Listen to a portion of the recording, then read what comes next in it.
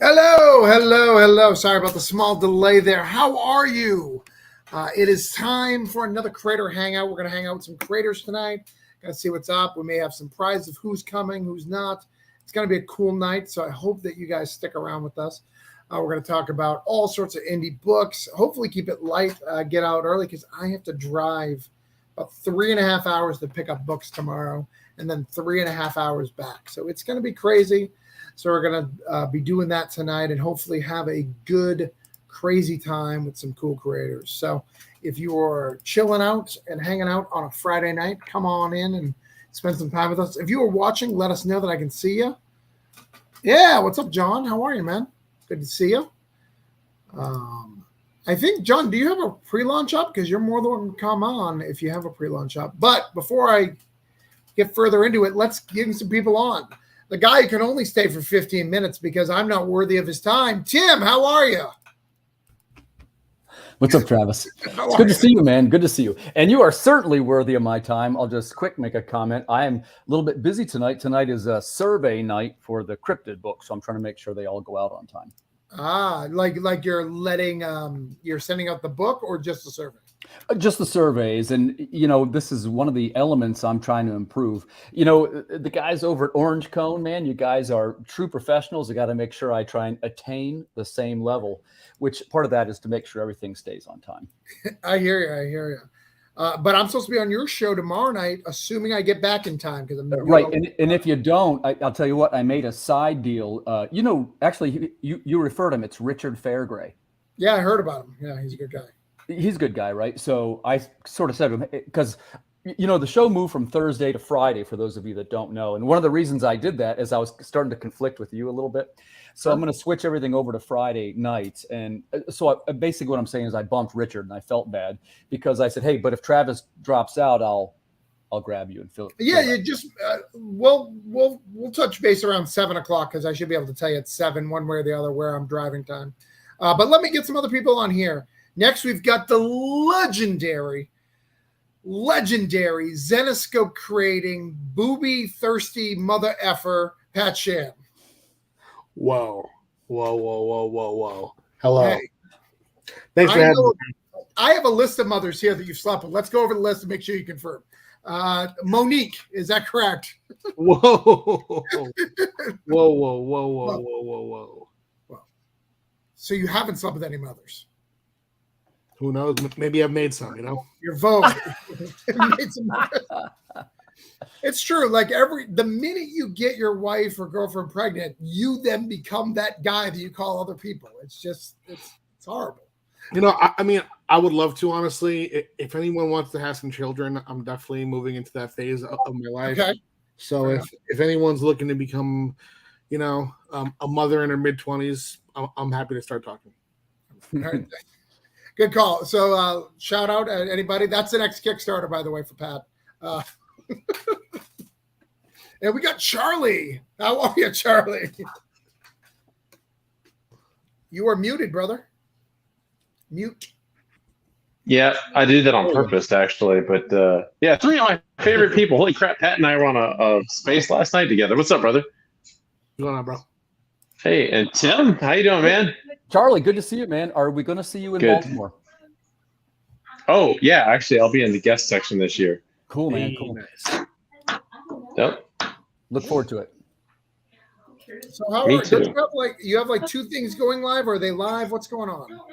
They're going live later this month. Actually, I was just working on the Zoom campaign for milestone number 2, and I'm wrapping up the details for Spider Squirrel's Titan size Spider Squirrel and Trash Panda Titan size special, which is it's over 100 pages of just nonsense. It's great. Nice. Yeah. That's awesome. Charlie, great job on the packaging of that book. The marketing materials look terrific. Oh, which one? I saw one. The one I saw, it's the one that's like a pizza box. Yeah, I have gotten more comments on the pizza box than I think anything else I've ever done, which is crazy because that was just it was one of those. Well, it'd be kind of neat to throw a trade paperback in a pizza box, wouldn't it? And other swag, and people are like buying 2 and 3 and 4 of them. So yeah, it's been a I've heard crazy that hit. people are collecting the boxes. Yeah. Yep. So, and I've got a local store who is having me redesign the box with a local pizza joint using their pizza box design. So now I'm working through all the logistics of getting that redone so they can order their own exclusive, and I'll sell that too. So, yeah. Great concept. Thanks, man. I thought you were just ordering pizzas because I know your family's massive. You order so many, you're just like, let's stop throwing these away. Let's just save them. Throw a couple stickers on the top. So true story. This local joint I do normally, like Travis. If I order from like Bocelli's or some other like chain, I gotta order 4, 5, 6 pies, right, to feed my family. Yeah. It's crazy. So, but Benny's I ordered 2. And Benny's. So, fun fact: I was at Baltimore 2 years ago, and I got tapped on the shoulder while I was in the middle of selling, and I turn over, and it's Ben Riley, and I'm Ben Riley. He grief. Riley Brown. Ben Riley is Spider-Man. Right. It's Riley Brown, and Riley goes, "Hey, I hear you have a variant cover with a pizza store on the cover." And I was like, "Yeah, here you go. It's the last one." He goes, "I'm buying it." I was like, "Okay." And he goes, "This is my brother's pizza shop." And I was like, "What?" So it turns out that Riley Brown's brother and Riley, I guess, founded Benny's, and they've got pizza shops in all over Virginia. They got some in North Carolina. They just opened some in South Carolina, and they continue to expand. So it's crazy. There's like 24 of them now. That's crazy. Yeah, small world. So most of you, I assume, who's going to Hero? Are you going to Heroes, Pat, or no? I sure am. Yes, it's my first time in many, many years. Really? Like Heroes is like what everyone tells me is like I am not a real creator because I haven't gone to Heroes yet. That's what I keep hearing. Heroes is a very art-focused con. Artists do very well there. It's all about sketches, collecting pieces from artists. Right. So it's not the best show for writers to do, but I feel like since I've been there last time, I've definitely I hear so many voices. Yeah, I don't know where the voices are coming from. Oh yeah. Sorry, bro, that's Charlie. Yeah. Yeah, I feel like I've definitely. My daughters are yapping. That's all it is. I got to mute out. So.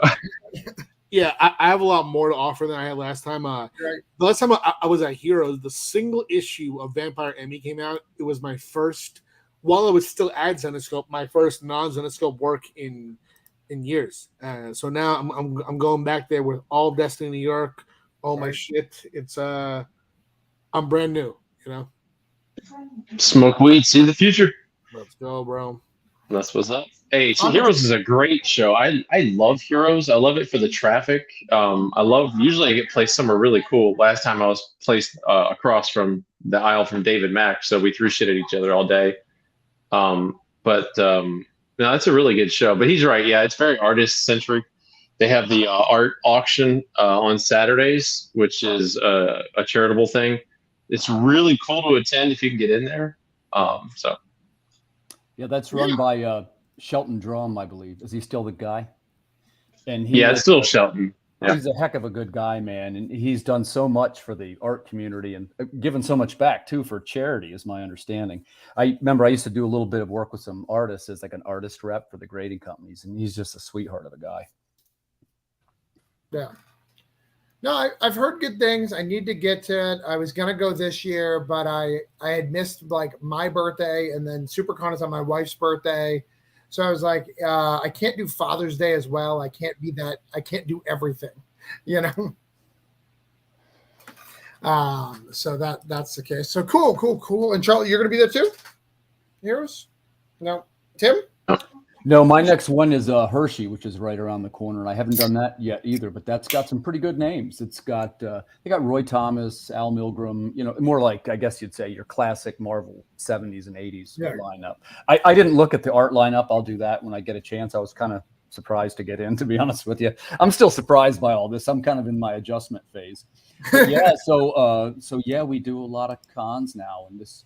I think you might have heard I teamed up with this fella, David Daub. I don't know if you know him. He's an enthusiastic supporter of indie comics. He writes, let me make sure I say this right, the Salacious series and the Adventures of Miss Tilney. It's sort of it's like he does Victorian stories, they're horror stories. He does that Texas horror book, and he's kind of like my new partner. It was his idea. I can't take credit for it. He said, hey, man, for those of us that are kind of trying to hit that next convention level, does anybody want to team up? And I said, you know what, man? Yeah, I'll do it. Let's try it. And because, I'm trying to get my foot in the door, truthfully, at most of these places. And I had my best show ever at the where the hell were we, Pat? I forget. They're blending together. That was Philly. Oh, the last one, Philly. Yeah, Philly was my best of the year as well. Yeah. And by the way, I got this freaking sweet. I'll give Pat a shout out. Check that out, man. Let's go. That's the Destiny New York trading card game. That is the Meadow Cats promo card. It's freaking super sweet. I'm kind of into trading cards, if you guys didn't know that. And I just think terrific job on the design of that. Was that one of the ones that came in the Kickstarter? Because I feel like I have that one. Or maybe I just saw you promote it. That one was given out through Prison Witch Volume 3. Okay. All right. So I got that. What's up, Andrew? So, and you're all caught up, right? With fulfillment right now, Pat? For everything except for done.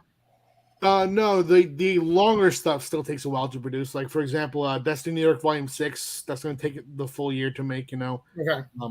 Smoke We See the Future Volume 2 is going to digitally fulfill this month and then go to print, and it'll be fulfilled physically in like a month and a half. But yeah, the single issue stuff is so quick. I have on my other tab, I have the Cheeky Comics annual lettered proof final draft that I'm going through, and that'll go to print tomorrow. And as fast as Comics Impressions gets it to me, that'll be as fast as people get it. Nice. We got Henri here. Henri, how are you, good sir? What's up, Henri? What are you doing? Charlie, how you doing, man? Good to see you. Good, you too, brother. I think the last time we saw each other was Baltimore. It was. We were just talking about Baltimore. Yeah. Oh, yeah. That was a show. How's everybody doing tonight? Doing great. It's awesome. Cool. Nice to meet you. Nice to meet you too, Timothy. And I'm familiar with you, but I don't think we've ever actually crossed paths before. Oh well, now we kind of virtually know each other. It's fantastic. So Travis, thank you for having me here, dude. I appreciate it. Yeah, no problem. We're kind of just chilling. We're getting started. We've been talking about cons, but I think it's time to get out to the business of stuff. So I'm going to go over everybody's stuff. Tim, you said you had to go, so this may be a good time to take off or promote something real quick before you take off. I got an announcement I'm going to make. I may as well say it here. Man, wouldn't it be great if the same time while I was promoting all these Water Wars book and just completing the fulfillment of the highly successful Call of the Cryptid, it's a cryptid-based visual sci-fi adventure.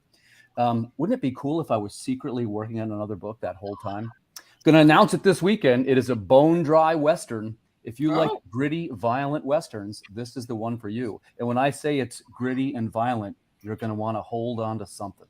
Right. It's extremely violent. It's sort of like Quentin Tarantino flavored. It's going to have some intense dialogue, scenes of indigenous people cruelty, highly charged racial situations in 1881. It's going to be graphic, and it's going to be the one that people go, holy mackerel. So get ready. The title is Remember to Dig Two Graves. I'll be announcing that this weekend. Nice. Well, so, you just kind of announced it. It has a title, and you just gave a description. But yeah, well, I'll have the. I got some art as well. I got. Yeah. So of course that's with my partner Erwin Arosa. I got to give him a shout out. I wouldn't get too far without him and without the quality members of my team.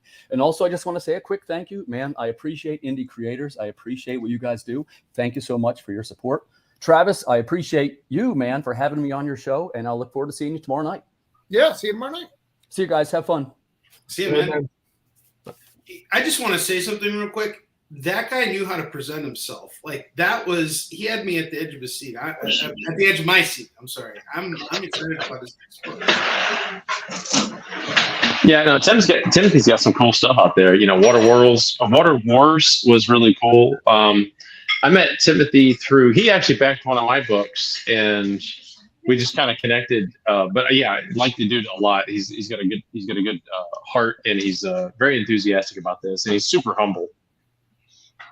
Yeah, I think that's an important thing, is that we all be humble, because we're such a small circuit, or we're such a small like division of comics, and I think and comics already is as small as it is, and I don't think that there's room for anything else other than camaraderie. The second you start kind of acting like you're bigger than or better than other people, you kind of isolate yourself. Danny, what's up, man? How you doing, dude? Yeah, no, I agree with that. I agree with that. And I think that people don't realize how much people talk like about if you're like a bad apple or something. Like, people talk. So you gotta just be honest and be on, and like if you make a mistake, just be honest about it. Like, most people are cool and understand, right? So, all right, we got Braden Cox coming on here. Mr. Cox. Hi, everyone. How are you? Hey, Braden. Good. Braden, Getting you and I ready were for on Lilac City. we were on a show together with, I think, Dan Price. Was it you on Dan Price? Yes. Yeah. I believe so. Yep. All right. All right, Pat. We're good. Good. I thought that was going somewhere. It wasn't. All right, cool. Pat. Yes, let's talk. I just read the last issue of what we're going to talk about. It finally came up from Scout. Tell me about this awesome hardcover you've got going on here. All right. As the Barbed, it is a fantasy series that Rio Burton and I did through Scout Comics. It is about a banished warrior. She has been tasked with guarding this demon, and the demon gets free, and she has to decide if she's going to go to her hometown, the town that banished her, and save the people that cast her out, or if she's going to go, fuck them, and just do her own thing. We did 5 issues through Scout, and now this is a hardcover that collects those 5 issues, as well as many, many beautiful covers by Rio and other artists. There may even be a few extra pages here and there, fleshing some things out. And yeah, this is our first time on a Patch and Rio Burton and Space Between Kickstarter, where we are actually printing something that a different publisher had published. This is very much our version. Scout is not involved in the hardcover. We're just doing our own thing here. And we have hit all our stretch goals. We just unlocked foil on the cover, a little foil embellishment. We have a beautiful wraparound cover, variant cover by Mr. Ivan Tao, the legend. You'll see here some beautiful, there we go. Yeah. Some beautiful Ignish art. This is a creature from the world. Because the vibe is kind of like, on one level, we pitch it as what Saga did for sci-fi. Sort of made it more casual, as if it's happening now with people who speak like we do now. This does that for fantasy, for high fantasy. Another pitch is that it's like a war versus humans and gods with hybrid animals that are kind of Pokemon centric. So we have that creature Ignish that people love. Rio Burton is drawing and painting these original sketches for people to buy. That's been a really popular item. Those are all gone for now. But if anyone drops, you can keep that eagle eye on and pick those up. And I think that this is my personal 31st Kickstarter, which is pretty exciting. 34. That's amazing. That's a lot of Kickstarters. I got a question for you, Pat. Hit me. Would you say that you've managed to get to the point where you're at now? Because I see you've already raised just so much money. It seems like you're just absolutely crushing it on here. Would you say it's a result of just constantly going back and creating new campaigns and just constantly going back and making sure you take care of your fulfillment and coming back with new stuff? Has that been helpful in getting you to grow? Yeah, yes, for sure. It's definitely important. Being able to launch, fulfill, that definitely builds. It comes down to also delivering every time. I don't think that I've had a single campaign where the book is anything less than great. I think that I've really developed my eye for art over time, and I'm very picky with who I work with. And the fact of the matter is that as much as people love a good story, and that's my portion of what I bring for my work, people on Kickstarter largely are drawn in by incredible art. So picking beautiful art for the thumbnail, making sure that when people get the actual book, they open it up and they're consistently blown away by the storytelling of the art, the presentation of the covers.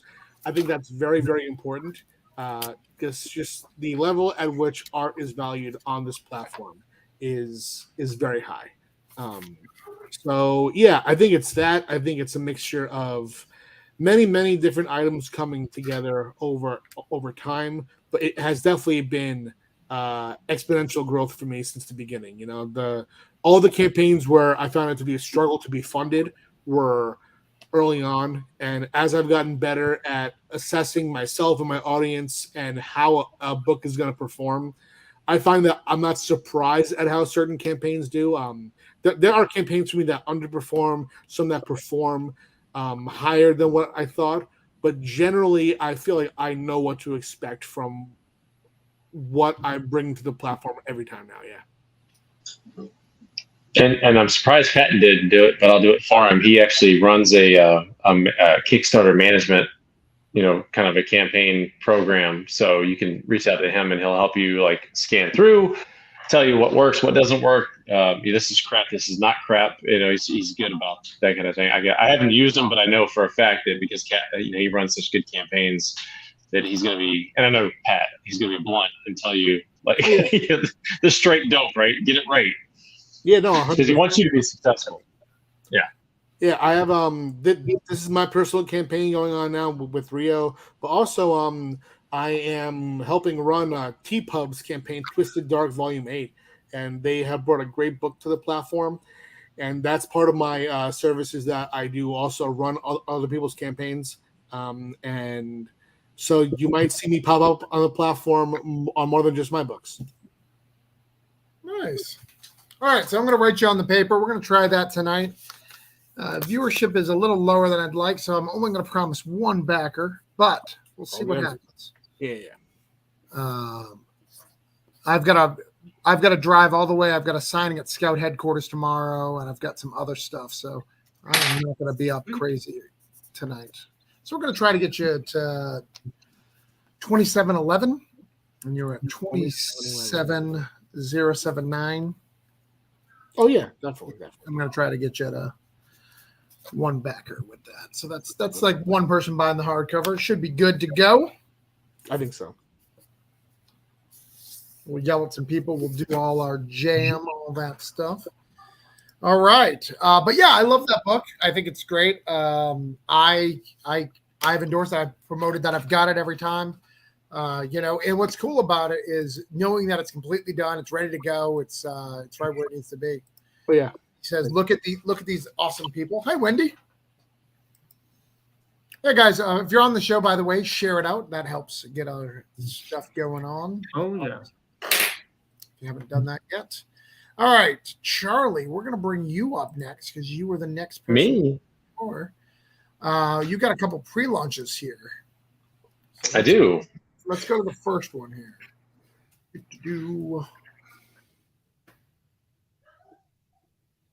And what's great about this, I can achieve this one. This one's super easy. All you got to do is click a button. Oh, I got to share out. Talk about this boy right here. Well, I share Pat's.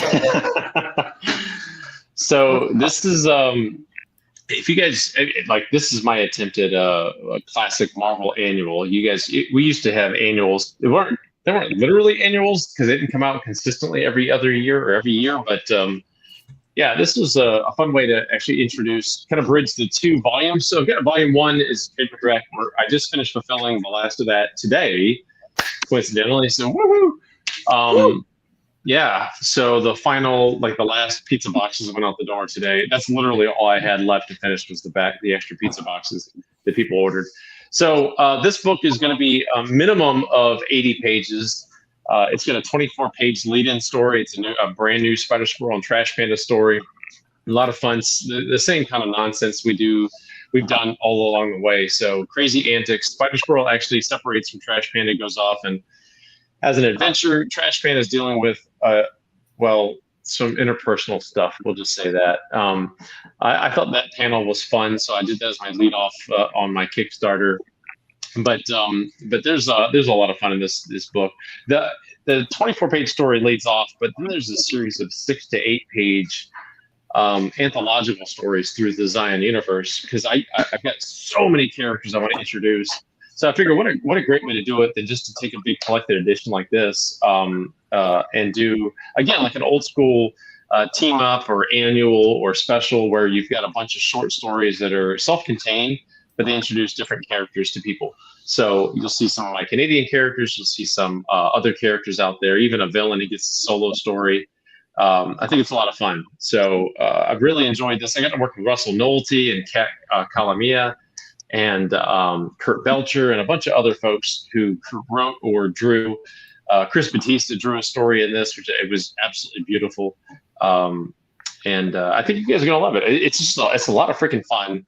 And again, we're just carrying forward the theme, but I'm also showing that there's more to the Zion universe than just Spider Squirrel and Trash Panda, because that's kind of that buddy cop comedy, action, adventure, fun side of superheroes.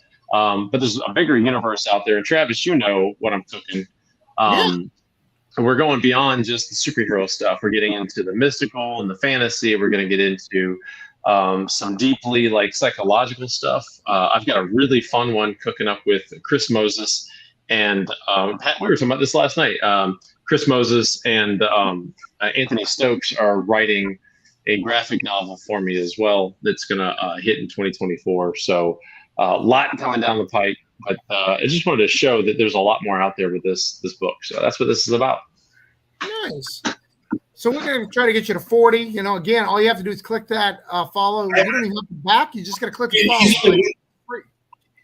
Sorry, Travis, I didn't mean to interrupt. He's only one person away because I just followed this. I've been wanting to check out Spider Squirrel for a long time. So we're one person away. All we need is one person to hit that follow button. Well, thanks, Henri. I appreciate that, brother. Sorry for interrupting, Travis. You're good. I mean, I like that he brought the sexy. He brought the sexy. Yeah, I just, as soon as I saw that image, I was like, I have to follow this. There's something funny about, So it seems like it's awkward and funny. It's totally awkward and very ridiculous. We have another guest for people who may not know. The Indie my God has returned. Sean Mack Live is here. So Mr. Short Fuse himself. What's going on, man? How are you? I haven't done this in a long time. Sean, what's up, man? What's going on, Charlie? Mr. Shan, what's going on? Henri, what's going on? How you doing, Brady? Good! I'm sorry, man. How's it going? How's it going, brother? Wow. Yeah, man. I'm glad to be over here with the All-Star cast. Let's go. Oh, yeah, man. Well, Charlie, I'm trying to hit the link now. I'm gonna get you that. I'm gonna be that last one, Charlie. So, all right. So, and we've got a second one for Charlie because Charlie don't play. He likes to do 3 or 4 Kickstarters at a time. That's the way he is. So we've got another one for Charlie that we're going to go through real quick. Let's talk about this as well. So we'll get it up there. All right. Milestone 2 is ready. What is that? Is that Arabadina? Is that Ninja Turtles themselves right there? Street Fighter Ninja Turtles right there? Oh no, that's not Ariel. Although he did the interior art on this. So that cover was done by Benjamin Morse, who did Scarlet Twilight. So Benjamin actually did another cover that a few people have seen privately. That is for that book I referenced earlier with Chris Moses and Anthony Stokes. But that's Ben Morse's cover. Nice. That's a variant cover. Ariel did do a cover. So Mr. TMNT Street Fighter is the series artist for this book. Written by Vito Del Santi, who does Stray. And I guess I could say it on here. Stray is leaving Action Lab and coming to Zion Studios this year.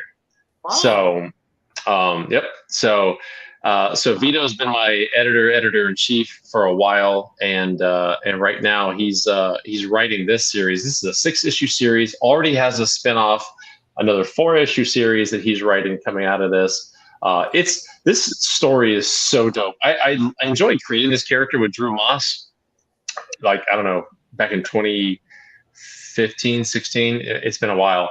But to see him come to fruition at Vito's hand and Ariel's is ridiculous. Ariel has done some incredible work in here, and he's only gotten better.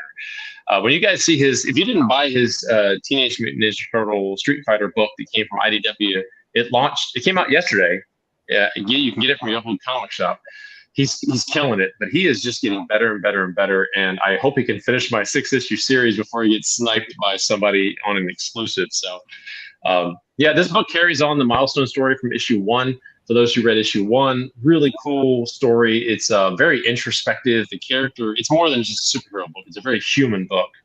And this is, Vito and I talked for years about, superheroes is just a genre, right? It's just it's like putting clothes on. Do you dress up for the black tie affair, or do you dress up for the chilling with your homies? Right.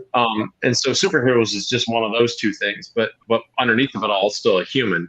And so this book is really exploring the human side of superheroes. What happens when you might be the savior or the destroyer of a universe, and you don't know? Right? What kind of thoughts go through your head? What kind of question marks do you have? Could you have stopped this war? Could you have stopped or started another war? So just dealing with the the interpersonal side of things on this. And Vito's doing some really Morrison-esque stuff. It starts in this issue here, where we're actually playing with the book itself as a medium in the story. So you'll have to read it to see it. But I'm really, really proud of this. I can say that because I didn't write it, but I did create the character, and I absolutely just love what these guys are doing with this series. I couldn't ask for better co-creators. Vito Del Sante does some really great stuff. Straight, the first graphic novel of that was like some Watchmen level stuff. Yeah. And it brought together like everything I loved about the Batman, the animated series, Watchmen, and just combined all that good stuff. He's up there. He's a solid dude. I love Vito. 100%. And when you say Morrison level stuff, you mean Jim Morrison, right? So you guys, you can absolutely listen to The Doors while reading this, and it will fit perfectly. Fantastic. That's not enough people are doing Jim Morrison content these days, and I appreciate that you are leading the charge and helping get Morrison back up there. It's bad poetry and all. I'm excited. I can't wait to hear it. So, Henri. Yes. Let's talk about the most exciting comic on Kickstarter right now. Oh, thank you. I appreciate you saying that. I don't think that's true, but I'll take it. I'm excited about it. It's definitely more exciting than Samurai stuff because we all know. I've already ordered it and didn't get it because I gave them the wrong address. So I have to order it again. I've paid more for this just to get it. I'm excited. Oh, thank you. I appreciate that, Travis. Coming from you, that really means a lot. So tell us about it, brother. So Warline is my newest comic book series, and it is my foray into superheroes. And like what Charlie was saying earlier, it's a genre, right? And it's really about how you come dressed to the party. And I did not want Warline to be your typical superhero book in any sense of the word. And so it's really about an older hero passing on his legacy to his daughter.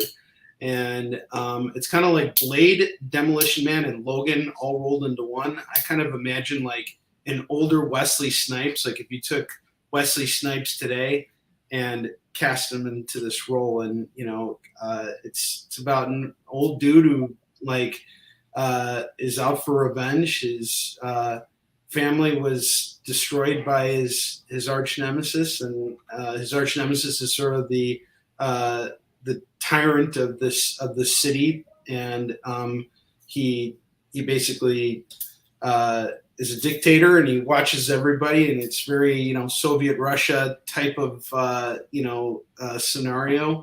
And there's a lot of things we kind of play on with what's going on right now, and a lot of sort of, I guess I'm doing a terrible job of pitching this right now, but a lot of parallels to what's going on. And the idea for this book kind of came to me around the time of COVID. And really, Warline was not only inspired by Wesley Snipes, but also by martial arts and my fascination with that. And originally, I kind of wanted the character to be more inspired by Maso Yama, who is the guy who created Kyokushin Karate, and he was known for having this iron body, and he was just very, very strong. And I created this character out of that idea, and he's really more of a revolutionary than a superhero. Really, it's just somebody who stands up for people who are being, bullied and ostracized by their own government. And we got some really cool rewards for this project, and we're only a few hours away from our early bird special ending, and we got some really great artists here. So what Travis is showing you here is our Staniak variant. What you see on there is a Staniak variant, and you have a chance to get all 4 variant covers that we have for Warland right now for just $50, and that's usually a $70 value. I believe I have it written as $80 up on the campaign. I'll have to change that, but $70 value for $50, and you get free shipping on it. It's all baked into the cost for all domestic orders. And if you're a retailer, we're actually looking to build our relationship with retailers as well. If you want 10 copies of Warline 1, we'll sell it to you at wholesale price. And every single reward on our campaign is going to include a digital copy of the book. And in fact, you can also download a preview of the book right on the site, or right on our Kickstarter page. You'll see a link when you just scroll down a little bit. And we got some really great endorsements from some big names. Stefan Frank, who was the guy who created the Iron Giant. He worked on the Iron Giant as the lead animator.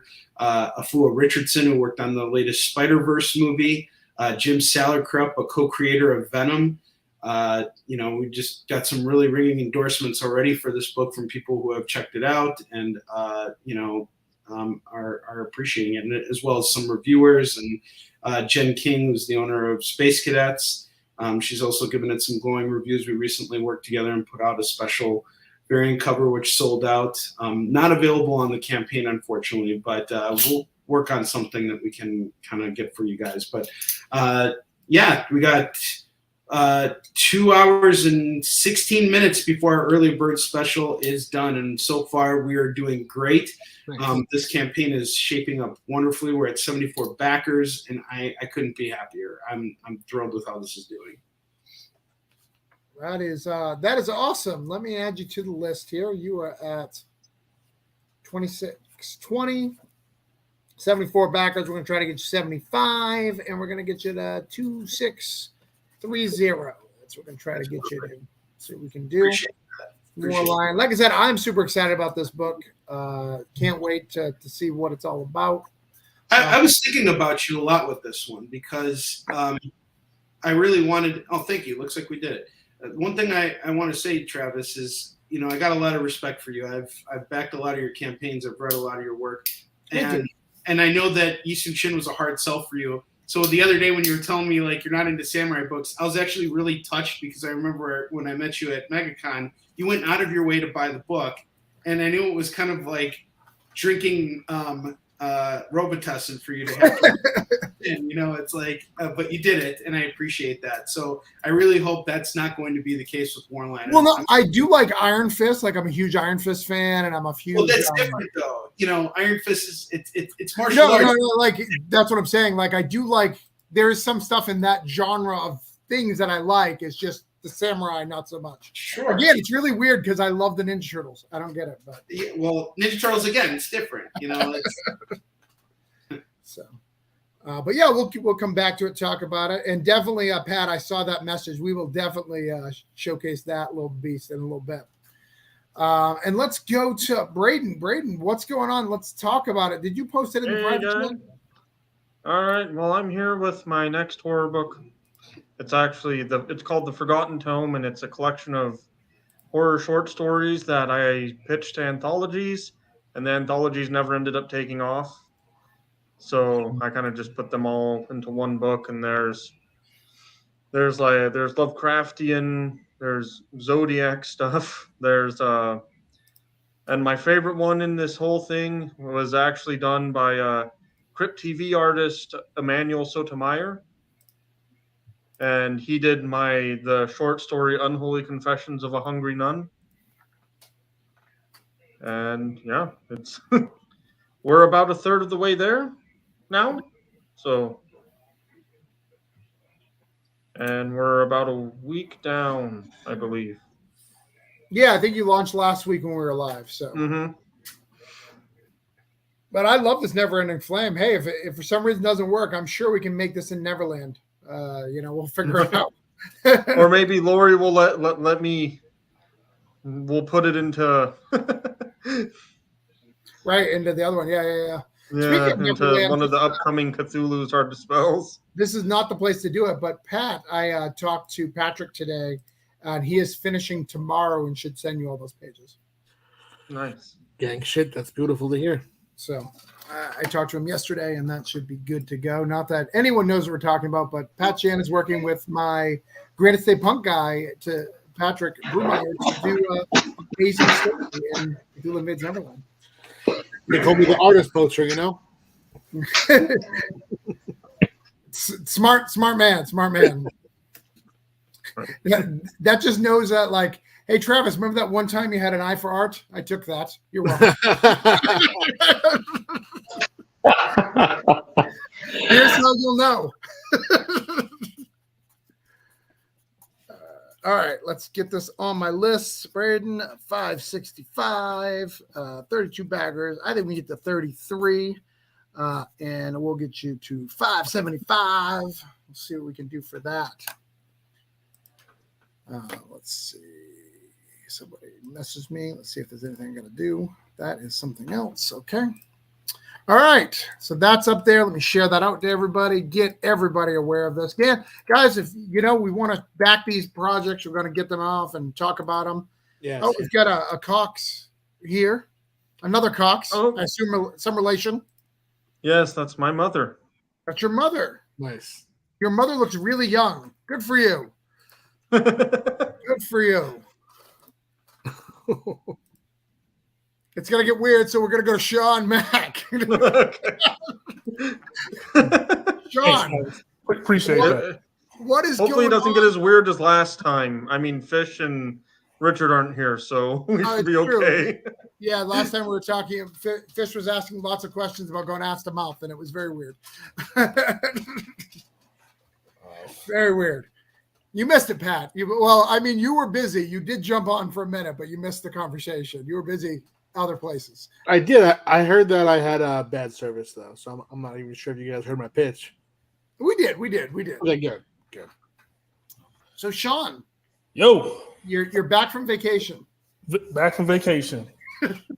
That's what we're gonna call it. We're gonna call it vacation. Yes. Yeah, vacation. Vacation was great. 2-year vacation. It was great. 2 years. Yeah.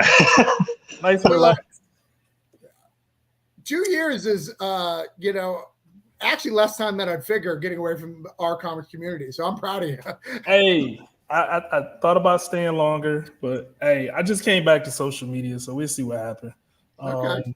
I feel like naked. I don't have. This is one of the first times I could be online, actually on a show, not talk about a project. I don't have any projects to talk about besides what's in development, and I'm not talking about that stuff yet.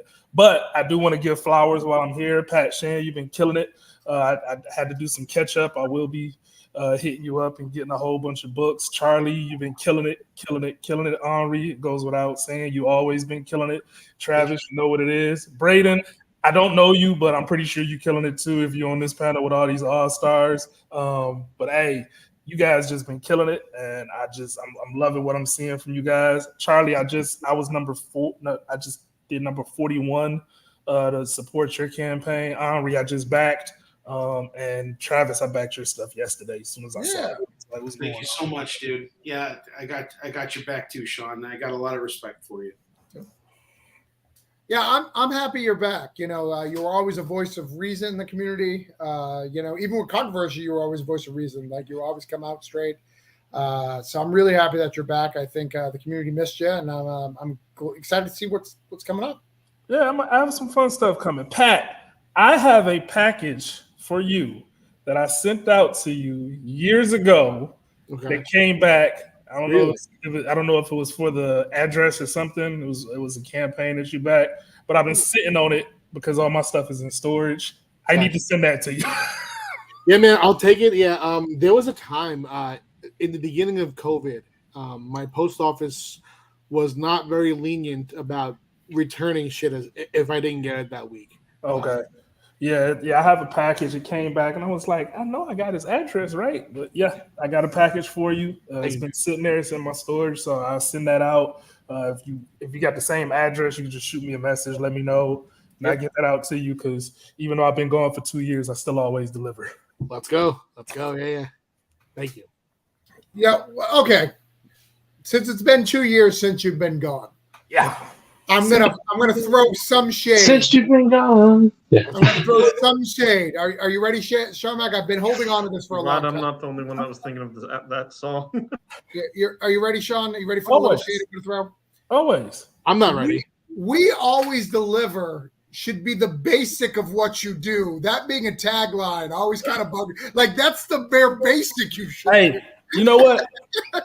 And it's funny. I used to think the same thing until 100 people got mad about it. I used to think the same thing till so many people. Charlie, you was there. People got mad about it, and it was a real thing where people were upset to the point where it just became a. Now I'm just going to, and I'm this is the first time I'm saying it public. Now I just started saying it just to piss people off. I was like, Yeah, and I mean that's. I will say I like hearing that because I feel like there's so many people in our community, even Kickstarter creators, who will go online and do nothing but bitch about Kickstarter creators don't fulfill. Yes. And I mean, just this week, I'm not going to say who it is, but you can just search it easily. I saw a creator who uses crowdfunding percentage-based breakdown of all the campaigns that he never got, and it's just like, yeah, if you did that to the direct market, which you'll never do because you're cloud chasing. That would be fucking at least as high, but the same sympathy isn't shown to our creators who are doing it on their own. right. 100%. Like, are you the feds? Like that's crazy.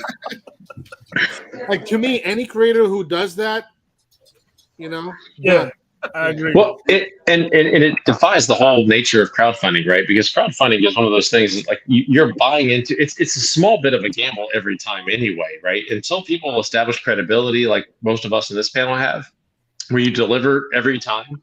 It's you don't know. There's some guys and gals who pop up here, and it's their first ever campaign. How do you know they're going to deliver? Right? You don't. You legit have no idea. Yeah. Well, and I would argue that like some people get their prices, they get their prices or think they know how much or they just asked a friend. It didn't actually get the prices. Like, hey, how much does it cost to print a comic book? Oh, they cost about $225. That guy was talking 20 pages. This guy made 44. We're in a different zone. Right. We didn't factor in shipping costs. We damn sure didn't factor in production costs. Right. We didn't factor in any marketing money that anybody's spending to it, any marketing dollars. We didn't factor in none of that. We just said it's a $2 copy. Yeah. He should have been sent it. There's no reason why they couldn't have gave us that. All right. No doubt. All right, so the last one I'm going to promote is myself because, I only do these fucking things when I'm live. Let's be honest. Why else would you do it, though? No shame in that game. There's absolutely no shame in that game. Dude, people, that's my biggest problem is they're like, hey, Travis, can I be on your show? I don't have a show. And I'm like, everybody's like, I don't have a show. I go live with people sometimes. And they're like, but like you have a show that Comic Level Up. Yeah, you can't go to that show. Like that's a different thing. Like I don't have a show that promotes. I have a show that like shows that I love comics and creators in the community. And I have a hangout with my friends that I try to help sell their books because I want them to help sell my books and we're friends. And that's what we're supposed to be doing. And I think we have some of the best people in indie comics doing Kickstarter right now. And I really think there's a trend in Kickstarter where we're getting a lot more of the sexual books that are not great. And there's some sexual books that are great, but some that are not great. I think we're getting a lot more. What? No, like I just had this conversation the other day where I was talking to my wife. Charlie. You're two guys. 2 seconds. No. Let me finish. I'll let people respond to passion. I think that the great Kickstarter people who are going to make an impact in beyond indie comics, beyond Kickstarter, really need to shine and work fucking extra hard right now because of the trend. So you have to bring it extra hard in this particular time, in this particular trend of Kickstarter. Concerns, comments? Yep. I'm just tripping at the fact that you talked about sexy books and you said bring it hard and this current. You were talking about packages earlier, so I was wondering where that was going. So we're gonna talk about Travis's sexy book next. So yeah, it's one of those things. I mean, I totally agree. There's I think that it's wise to if you can do it in an organic way, to take a look at the trends and embrace them, because there are people who are still doing things that go entirely against trends. Like there was a trend in the mid 2000s where you do a sort of like politically slanted anthology. Mm-hmm. People are still doing that now. That trend has been dead for half the time Kickstarter has been a thing. So if someone came to me with that idea, I would say no. And the fact of the matter is that there are you have to be a baseline intelligent creator with a good idea before you get into the I'm going to bring a sexy cover onto it. A sexy cover can absolutely help boost a campaign that would otherwise do okay but needs to go to the next level. But if you're just going to throw sexy images on a dog shit story, people are going to back this one maybe, but then they'll get it and read it and see that it's garbage and not back the second one, Because Kickstarter, I said before, art fans and collectors, yes, but there's also there's readers too. People aren't just looking for a piece of art to hang on the wall. They want both. If you can't deliver both, then you have a major problem. What I've seen that's funnier though is people who don't get what makes a sexy cover sexy, and they'll try, and it'll be a nightmarish image. Like there was an anthology recently that everyone was like, "Oh, why isn't this doing better?" And I looked at their 2 sexy covers, and I was like, "Oh my god, this is hard to look at." So that sense of not knowing how to do the trend, and also just having the trend and nothing else, that is definitely messy. And I always encourage hone your eye for art. Become a strong creator first, and then lean into what's going on if you can to promote yourself. Well, and he knows what he's talking about because Pat, for all the sexy stuff that he puts in his books, right? Yeah, I back a lot of them. They're great character stories first, right? And so the sex doesn't even have to be there for those stories to work, but they work with it in there.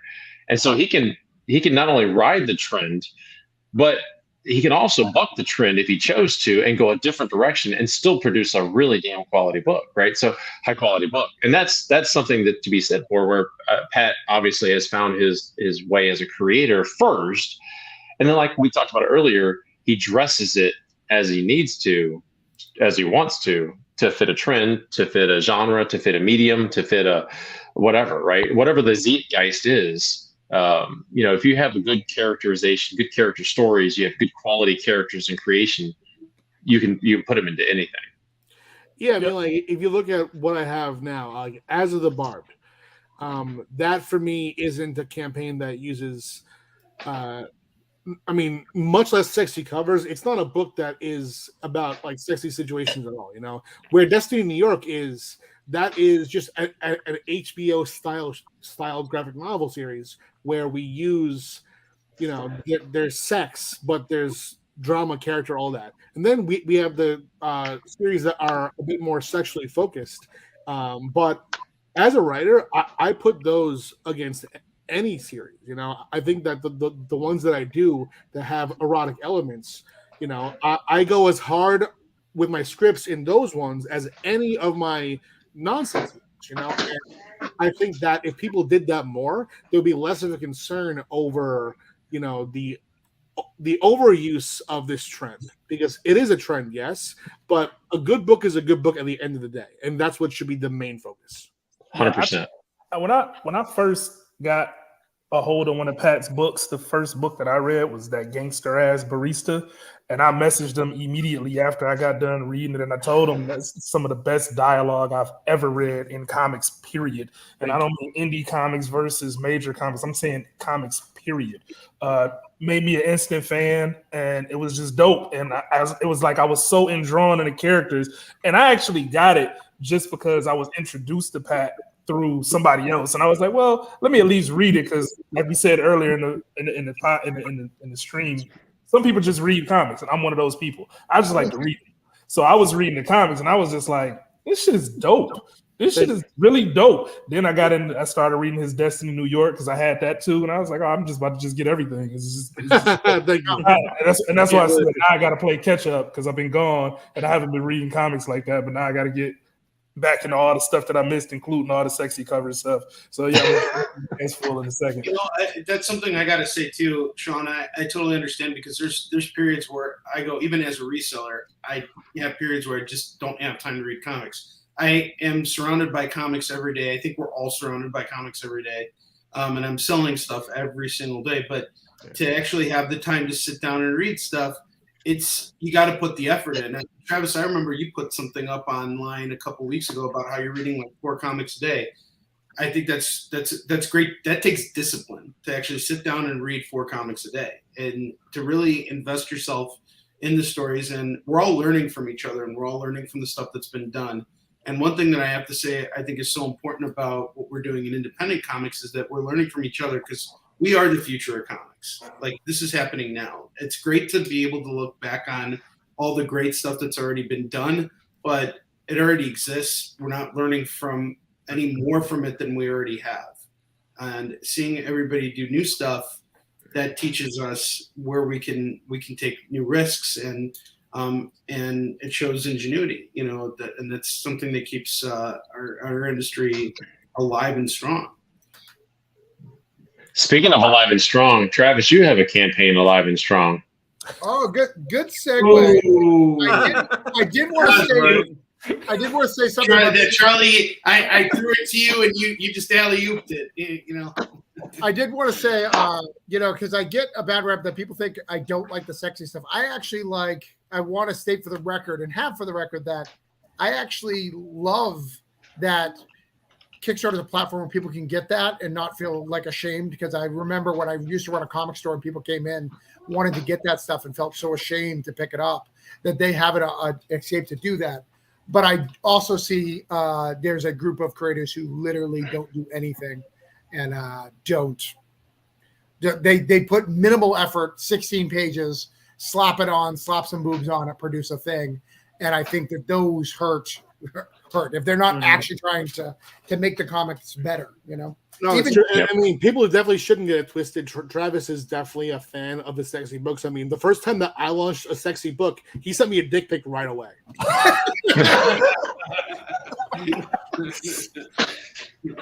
Well, cheeky I thought cheeky was like the British term, you know. Oh, you're getting cheeky with me. I thought we were having a humor thing, and I misread the room, Pat. I misread the room. That happens. And I appreciate that you didn't judge me. You didn't judge me. You just moved on. Let us have that, and you save it, you know. Yeah. And that's how you got Patrick as an artist.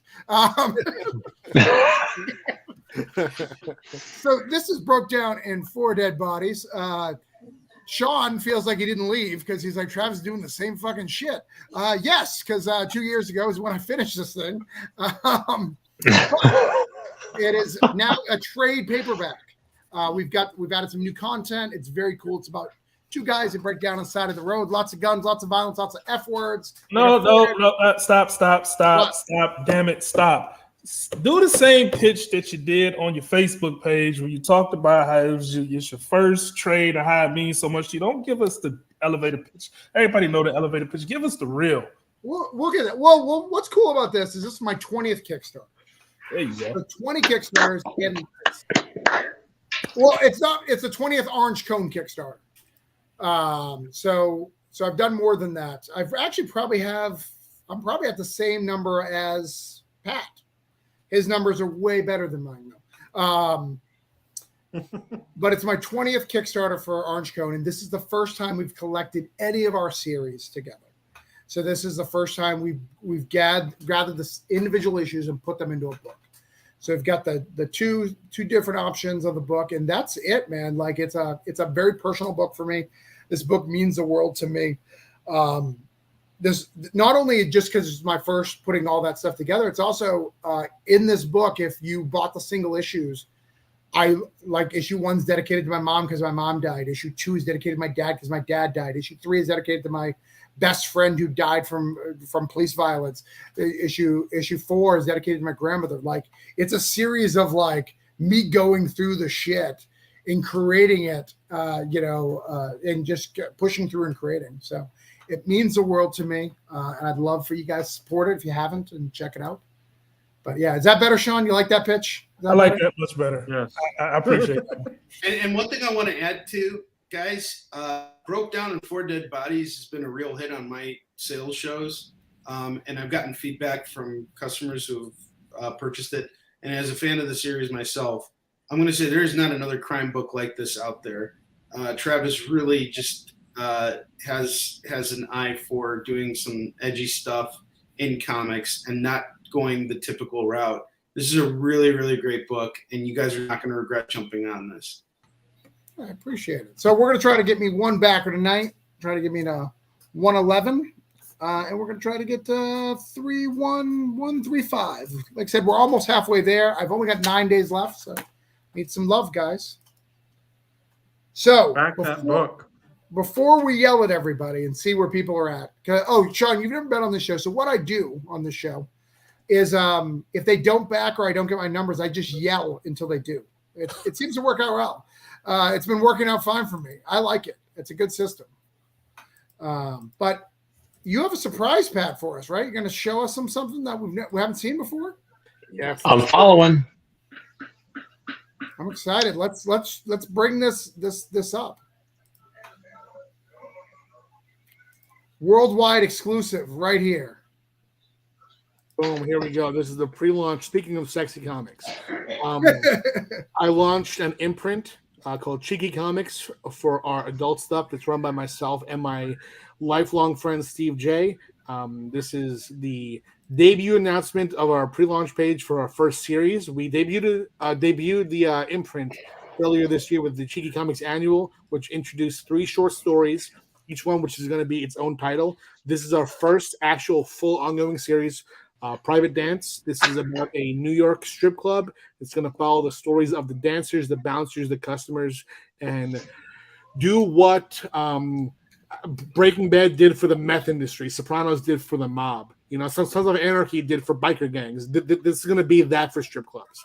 It's going to be a comedy, a drama, and really dig into the lives of all these characters for years to come. That's awesome. Thank Look you. dope. I mean, all these images are great, by the way. Thank you. The covers here, just real quick to give some flowers to the cover artist. We have on the far left, we have our character Raven, who I named because fuck Raven Gregory, right? Right. That character is named. that character is drawn by Ganessa. The middle cover, our character Blossom, is drawn by Joe Picar. And all the way to the side, our main character of the series, Sabby, is drawn by Celtis, an amazing up-and-coming artist. And this is an issue 1. Is this you're going to go single? Yeah. The format of Cheeky Comics, the imprint is this. We're going to do all single issues to start, and then we're going to collect each arc of 3 single issues, as well as the short story that started it off in the annual in a hardcover every other year. Okay. So, Pat, fun fact you don't know is I actually used to run a pole studio and train pole artists. I mean, from my copious travels, I've probably seen you work out there. You probably have. Yeah. Yeah, but you know what? I actually think it's really cool that you're highlighting this because this is an industry that I thought was going to get highlighted better with what was that movie? Hustle? No, not Hustle. That's the Adam Sandler movie. but it was about pole dancers. It was terrible. The movie was terrible. It was nothing like the real life of pole dancers. It was just, it was honestly a betrayal of everything that they go through and do. So kudos to you, because I think you'll do this well. So I'm excited about this one, man. Really. Thank you very much. Yeah, I appreciate that. Well, I mean, you'd love my hometown here, Pat. We have an area that the strip club marks the beginning of the school zone, and then it ends at the bail bondsman. Just so you feel safe. Bro, I mean, is there a church in the middle of that somewhere? Is that like I don't know in the middle, but surrounding both of them, yes. Yeah. I've definitely put in a lot of personal research to the industry. In fact, so much so that while you were introducing this, I was texting back the VIP manager at my New York place, and he was asking where I'm at, and I just said, "Bro, I'm just trying to save. I'm going to Miami at the end of the month, so I'm trying to save. I'm not coming tonight, I appreciate that. I'm excited. Well, I got to tell you, especially if you ever need some of because my wife works in Child Protective Services, dealing with that aspect of it, of like a woman who has to do it for her children, like because it's the fastest way because she was left on the street. Like not even like, I'm not talking like the ones that you see on the TV, which are drug addicts and stuff. They're just in a bad situation and they need to raise as much money as possible to get back on their feet because the husband took everything. Like those situations, I hear a lot about those too. So I think there's a lot in there. Yeah, that's one of the things. Like, people, I mean, especially guys, they have this idea of like, oh yeah, I could go in there and save this girl from this life. There are so many different motives for why people work at a club. Like so many different perspectives. There are girls that see it as a dark time in their lives and want to leave. There are some who see it as a great hustle. There are some who get a job there just looking for the right guy to become a sugar daddy. There's so many different reasons. Some hate it, some love it, and it runs the gamut of why they feel that way, just like any other job. Sure. True story. And it deserves just as much credibility as any other job. Absolutely. We're going to go back to As of the Bar, but I did want to tell a quick story. I remember my friend brought me for my 22nd birthday, and we're having a good time. And he's like, "What girl do you like? Which one do you think is the prettiest?" And I was like, "That one." And I remember him looking at me cold in the eye. He's like, "You could never sleep with that one. I got you that lap dance." He's like, I was like, "What?" And I was like, "But this is," he's like, "You don't get it." He's like, "Go." And I remember just being confused and upset. But he was probably right. Anyways, back to Oz of the Barb. Let's see. Did I get you any money, Pat? I'm seeing my phone go off, so I think so. All right, let's see what's going on. Let's see. You didn't put your link in the back because you're just like that. All right. You make me do all the work here. You already posted it. You have it. Well, yeah, but I shut that window. Like there's windows. Hold on, here it is. I got it. It's too late now. I back a lot of projects if nobody's told you, so I have to go through a long list. Oh, actually, I had it up in another tab. That's stupid. I did have it up. Let's look at this wonderful thing. We were at 547. We are now at 549. We wanted to get you to way less than that. So we have marked you off of the list, good sir. You have succeeded in your goal.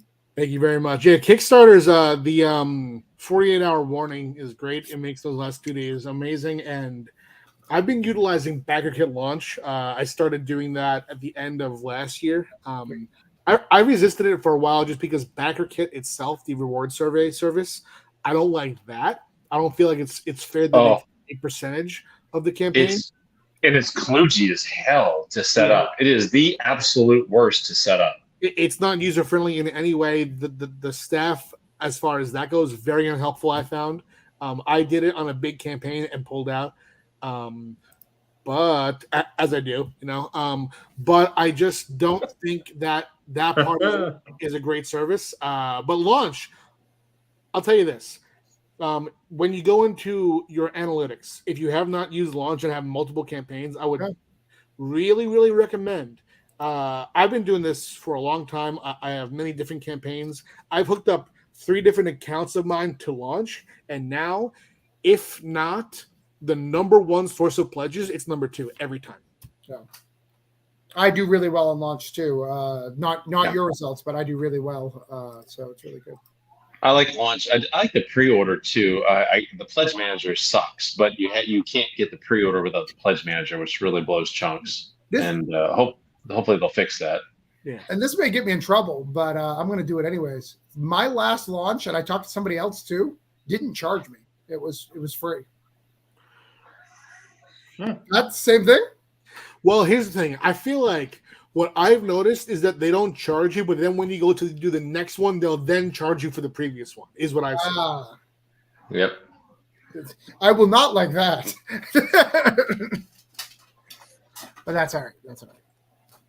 But Did anybody else on this panel get hit up with the recent kind of opening up of the campaigning? Where you can crowdfund through BackerKit as opposed to like Kickstarter or Zoom. Oh, yeah. You guys get hit up too? Oh, Yeah. It does well for gaming apparently, but it doesn't seem to do well for comics. So I'll hold my breath. Yeah, it's one of those things where like it would be so hard to find something that could really compete with Kickstarter on their For level. sure. The algorithm is just so it's deep, like I think of all the guys doing the competitors, which I wouldn't even call them that, but like for example, the guy who did Crowdfunder, I saw him on Stokes and Chris Moses' podcast, and I chimed in, and they brought me on to sort of like grill him, and he answered questions the best in my opinion of all these guys. He said outright, "We aren't competition yet. We're working toward being that." I don't like when the sites make it seem as if they're already going to be from jump a valid choice that's other than Kickstarter. It's just impossible. You talk to these people and they don't know what the algorithm is. Indiegogo doesn't even have an algorithm. If you do an Indiegogo in demand, they don't even have a sort by new function. It doesn't exist. I know. It's terrible. I can't use Indiegogo. Yeah. I have used Zoop, and like talking to Jordan and Eric over there, those guys, they're humble enough to realize that they're not competition to Kickstarter yet. And they tell me all the time, we're never going to be until we have more creators like you and more backers and followers, and that we need you to bring them here and vice versa. And so that's why I continue to support them, because they've been really, really supportive. But to your point, Pat, like they're not anywhere near the competition yet. They don't have the followers. Some campaigns do exceedingly well, and some, barely scrape by. And so it vacillates so hard one way or the other. There's really no gray. You're either going to perform well or you're not going to perform at all. Fact. Yeah, no, absolutely. Well, we have gotten your stuff right here. We got you to 42. I promised you 40, so we're 2 higher than what we promised you. Thank you, Paul. On Miles, but I'm sure we did it there too. Congratulations. Let me share. That is one of those complaints about Zoop that I've asked them to fix is show people the numbers. I don't mind. Show them. If it's 15, great. If it's 42, great. If it's 152, great. If it's 1,000, great. I don't care. Show people. Well, one thing is, I've sat down with the guys from Zoop as well, and I think that they're, I think they're trying to do something that's more based on our platform, like comments, whereas Kickstarter is just open up to like pretty much everything at this point. And it's important that guys like you are going out there and trying it and doing it, because this is how they're learning. This is what's allowing them to grow. And I've actually been thinking about possibly going and doing stuff, because I just, one of the challenges I have right now is with my campaign for Warlion. It's not only going towards the print run for the first issue, but also for an issue of Eastern Shin as well that needs to be reprinted. And I can't go back to Kickstarter right now for Eastern Shin because I just did a Eastern Shin Kickstarter. Right. So I've been thinking about it, and I've been hearing what everybody's been saying about Indiegogo. Another thing that's interesting too is like, not to bring politics into this, but a lot of people say, oh, it's the Comicsgate platform is. Yeah. And I don't want to. I'm a non-political person, so I don't want to be involved in that, and I don't want everybody coming up to me as a result of that. So Zoop certainly sounds like one of those interesting alternatives that even if you come in with a kind of like a realistic goal and you're not going to try and raise like $25,000, come in and try and raise something that's fairly reasonable. You know, it seems like a place where you might be successful and you might find a new audience. So I'm all for it. And they'll fulfill for you too. You can offer for the full service. But here's the thing, you know, for those of you who do Kickstarters, you know, recently Kickstarter added, finally, after everybody's complained about it for a decade, pictures on the add-ons and other stuff, right? Yes. We have complained about that, but it took a Zoop to come along, because if you go to Zoop, it's like shopping. You don't just pick one reward tier. You can pick multiple. You can pick 1, 2, 3, 4, 5 tier. And then you can go down to your add-ons, and all of it's visible on the same page. You can shop before you actually shop. You can window shop and decide, I want to do this reward tier, that reward tier, that reward tier, this add-on and that add-on. And you know before you go in as a shopper. And that's what I like about it. And that's driving innovation on the Kickstarter side too. So it's necessary for me to keep guys like Zoop alive, because they'll drive innovation for the Kickstarters of the world and vice versa. So it becomes a very prolific kind of a DNA pool where it all starts coming together for a better evolution for us, because it's all about what, honestly, all I care about is my book selling, right? And just being honest. And that's not egotistical, egocentric. It's just a fact. I have to sell my books, and just like Pat has to sell his, and Sean and Henri and Braden and Travis and everybody else, and all you out there watching and listening, right? So for me to help those platforms by being on those platforms, and then encouraging them and telling them things I do like, I don't like, and so forth. The smaller platforms you can influence, and then those smaller platforms by competitive awareness drive the bigger platforms. And so we see innovation in Kickstarter, and Everett, kudos to Everett, by the way, the CEO of Kickstarter, doing a great job. I think since he took over, he's listening.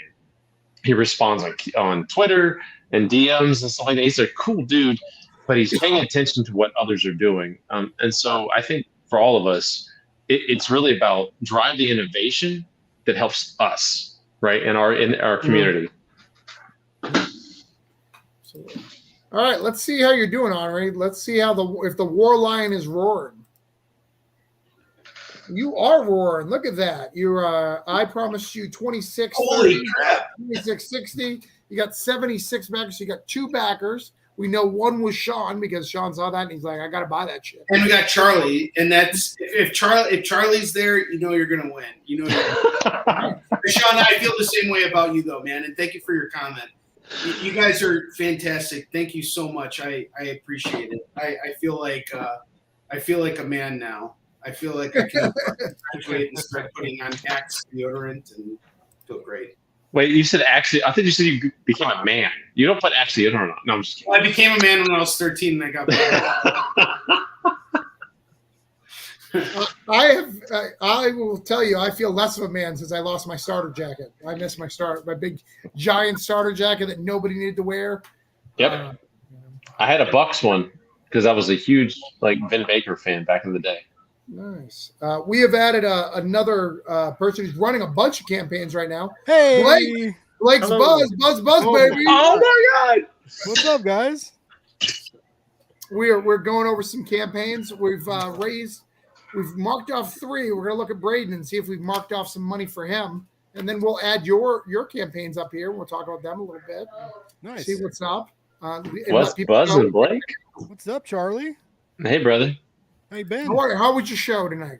It was good. It was good. Jessica Mason is running Mary Shelley's Frankenstein's, that's a book. Mary Shelley's School for Monsters, La Llorona and the Machine, and it's we're very lucky. That campaign's doing very well. It's been a blast.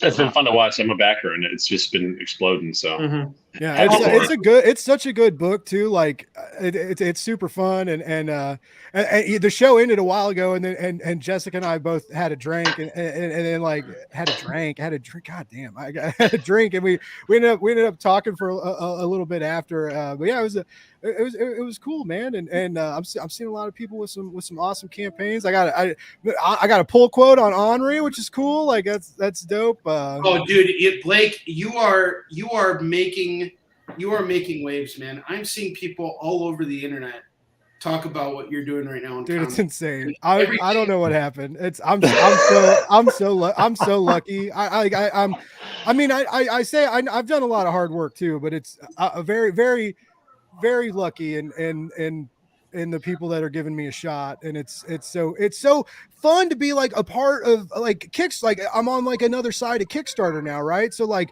I'm like, I'm stressing out about like, why didn't we get any backers today? Like what, and it's like, I kind of know how you guys feel. And I'm like, I can totally relate to the chaos you all experience now. Like, other than Pat prints money and just like wakes up with I hear he stuffs his pillows with it now. He's just like Scrooge McDuck. Hey, Blake. Diving into the gold pile. He has his own personal bank just to swim in his money. Hey, Blake, if you think it's stressful, like running the campaign, wait till you go to fulfillment. Too, so. Yeah. Look, that's what's cool about what I'm doing. That's I come in and help, and then I'm like, see you later. have fun packing those boxes, baby.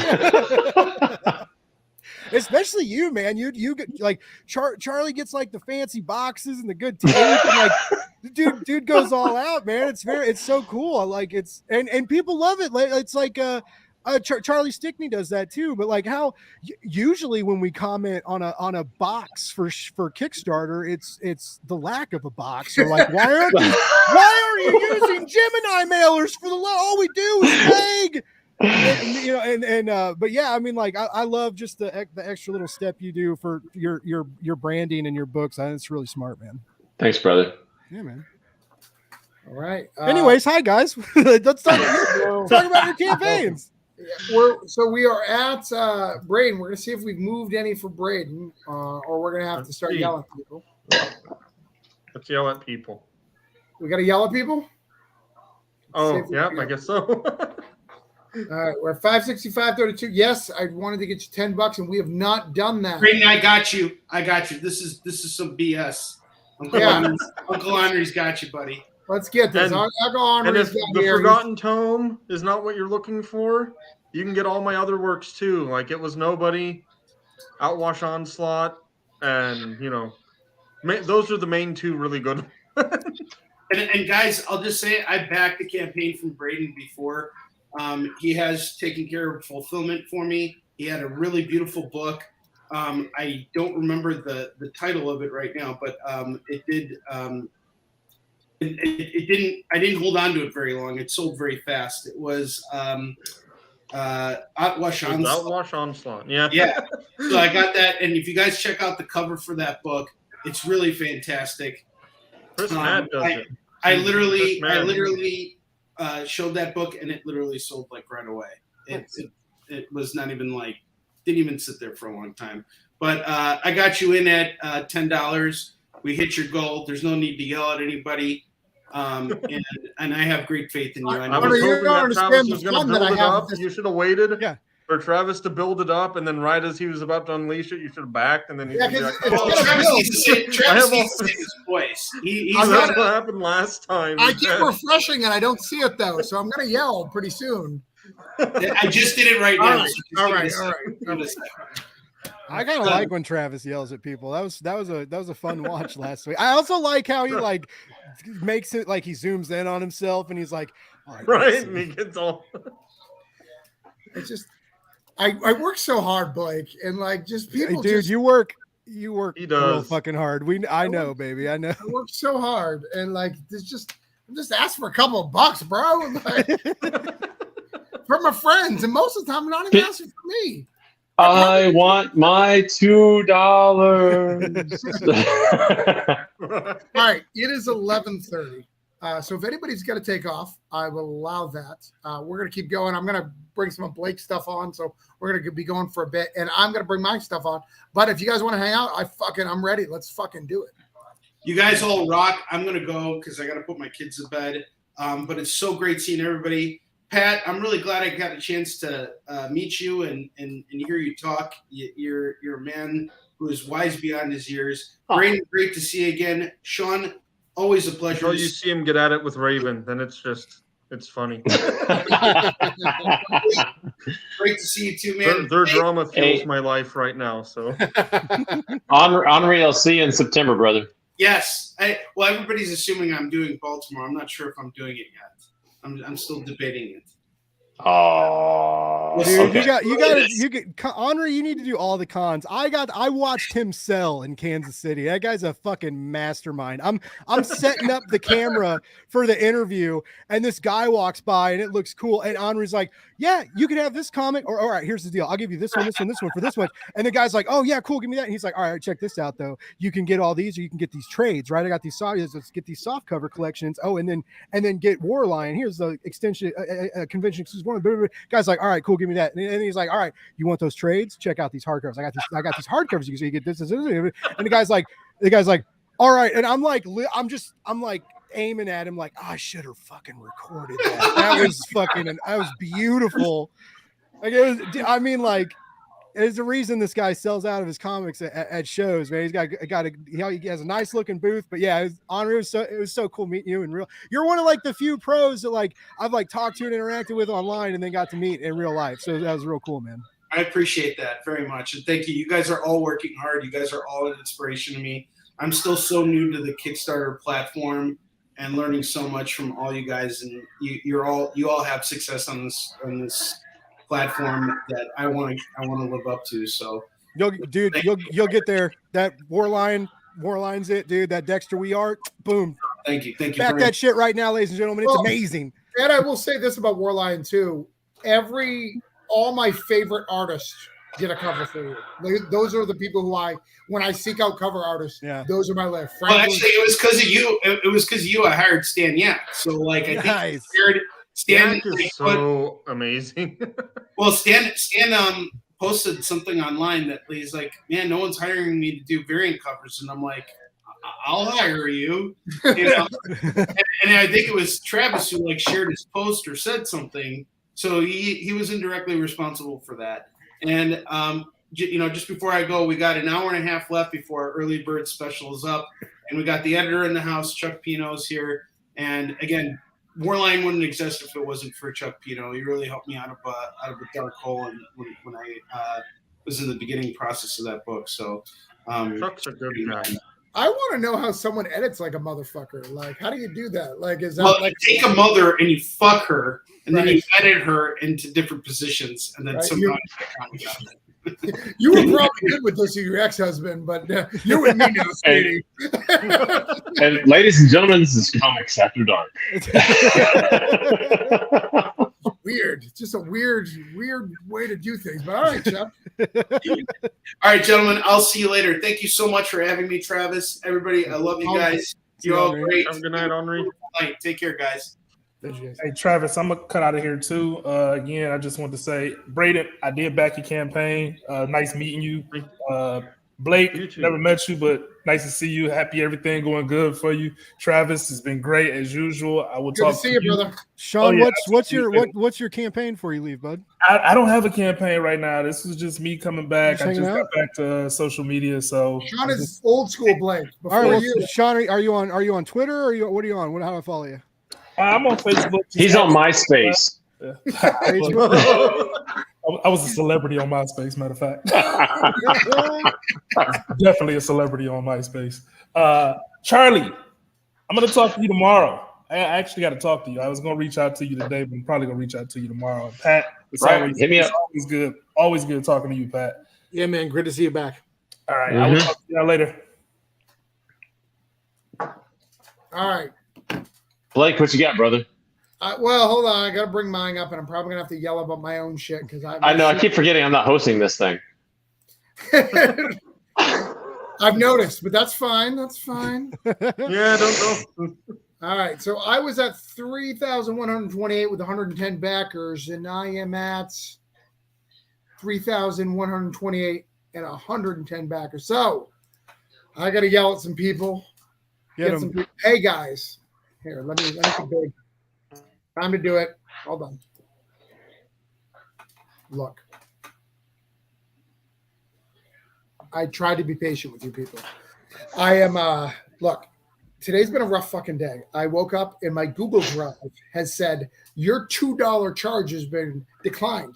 And I promise you, friends, I make more than enough to be able to afford a $2. So I'm like, okay, I have other cards. I'm going to put it on another card. It's like, that card is declined. Okay, I'll put it on PayPal. What do you want, PayPal? Cool. That card is declined. Google Play Store. Can you put money on Google Play Store? No, you need a Google app. Put it on Google fucking Play Store. I couldn't do that. So right now, I'm really stressed out because all my shit's on Google Drive.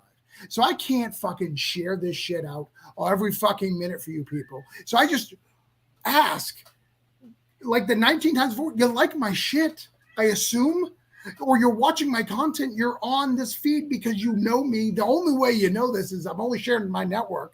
So give me $1, give me a share, help me get to my goal so I can go to bed so I can drive to Scout Comics tomorrow, 3.5 hours to pick up the other 3 boxes of books to ship to you people. I do it all for you. I am working my ass off away from my family so you could just give me a couple of bucks on Broke Down. You know, it's a good book. I like it.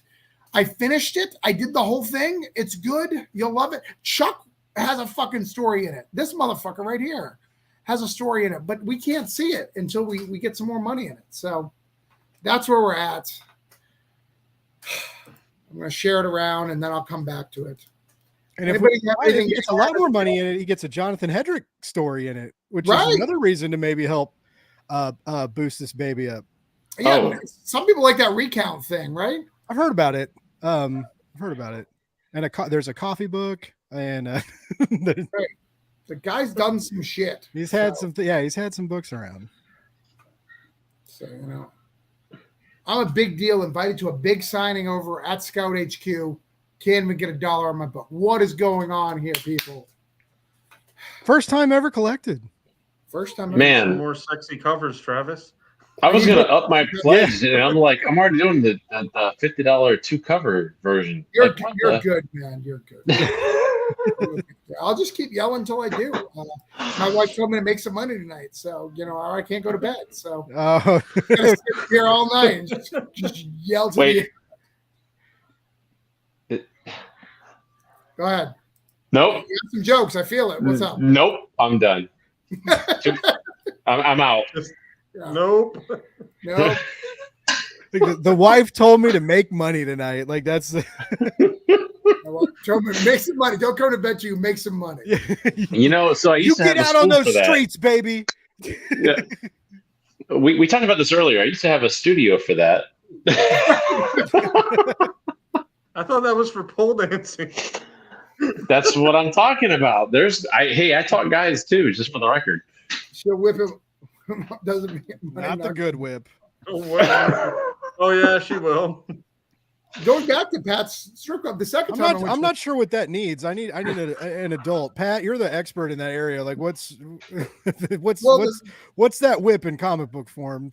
Like I'll tell you the second time, since I told my first time story. Second time I went, my friend was DJing at the strip club, and he told the women it was my birthday, and it was my birthday, so he wasn't lying. But he was like, "Go ahead, I know him. You can whip him as hard as you want." And they left welts on my ass. That was like, this is not fun. Why do I keep coming to these places, dude? Bro. There's a place in Atlantic City. I'd say of all the clubs I've been to, it's probably my second least favorite, but they have such a good gimmick. They have a throne on the actual stage. So I was in the club. I brought my boy Chris, who works for my company, and I was like, "What's the throne doing there?" And they said, "Oh, you can pay to go up there, and we'll abuse you." And I was like, "Whoa!" I mean, I'm not into being abused. I would love to see you abuse Chris, So I paid them to bring him up there, So he sits on the throne, and the girl climbs all the way up the pole and just like drops and slams. She pulls him up. Oh, and first they take off his shirt and they put on a shirt that says, "I got my ass kicked by a dancer in Atlantic City." And so they slam into him. She pulls him up and she pulls down his pants and pushes him to the ground, and she whips his butt and then rides him like a dog while taking his belt and putting it around his neck and pulling his shit. And brutalized this man.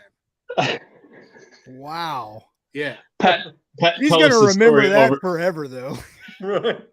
Pat told us the story when he first met my wife over dinner. I thought it was a lovely night, you know?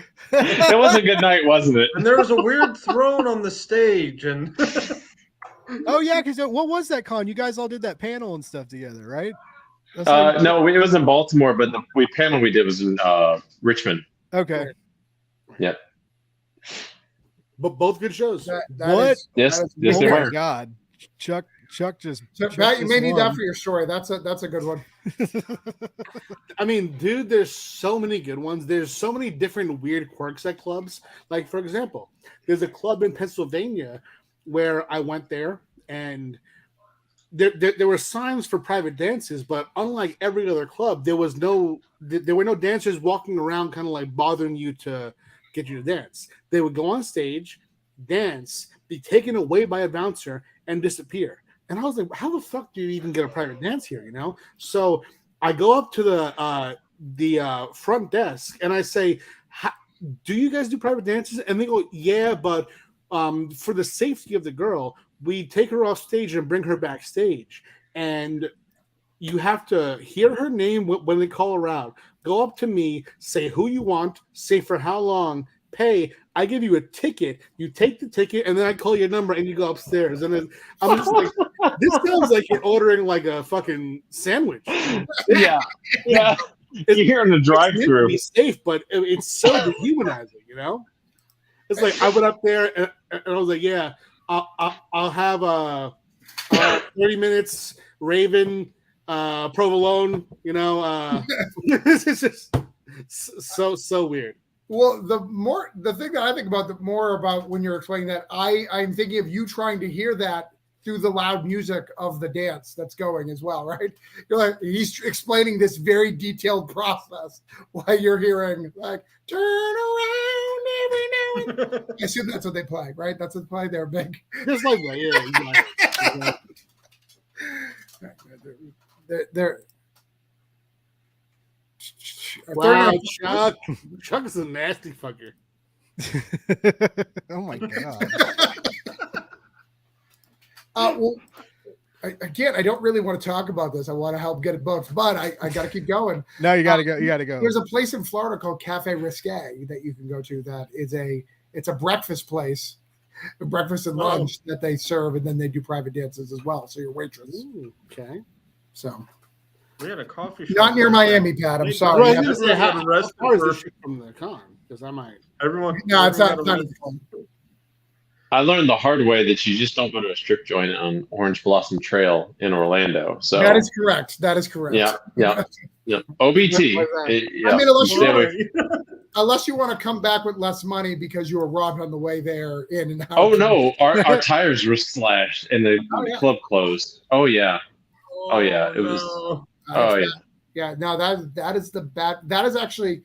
So when I moved to Florida in Orlando, they didn't tell me this. So I moved with my aunt and uncle, but I didn't know them. Like they lived in Florida my whole life. Like I knew of their existence, met them a couple times, but they had a decent.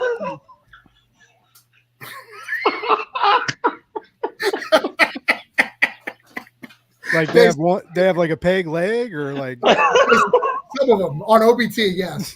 But so I lived off of Orange Blossom Trail. Orange Blossom Trail is a Did you? Yeah, is a predominantly black neighborhood. It is, yeah. Only white guy living there, and they glared at me. They would either glare at me, or the other one be like shaking their head, like, "Damn, this guy messed up so bad to be here. His life is gone." And I could not. leave anything on the porch for like 10 minutes. Like if I want to do barbecue, it would get stolen. I had bikes that were on chains. They would back porch. They didn't care. Like, so you know exactly what I went through. I knew exactly what you went through. Yeah. And oddly enough, the most prominent comic store in the Florida market, it's called Coliseum of Comics, started on Orange Blossom Trail. Believe it or not. I thought they started as a strip club. That would be pretty cool. That would have been really cool. All right. So I have yelled and nobody has cared. So I'm going to have to ask you guys to share it out for me to try to get through that. But before we end up, you were promoting a couple of people who are paid. They're paying you to talk about their shit. And we have you here. Let's talk about some shit. Who are we talking about? Well, all right. Well, right now the one of the juiciest ones. It's the noir comic event of the summer, you might say. Mario Candelaria and Jay Sheik are doing One True Love, 1959, Hollywood, LA, two mobsters with a bunch of money that they got from a bad way on the run, trying to hide what's going to happen when lust and paranoia and greed take over. It's a really cool comic. I love Jay's art. I love the black and white really sings to the genre. They're singing to, and it's going to be a real cool book.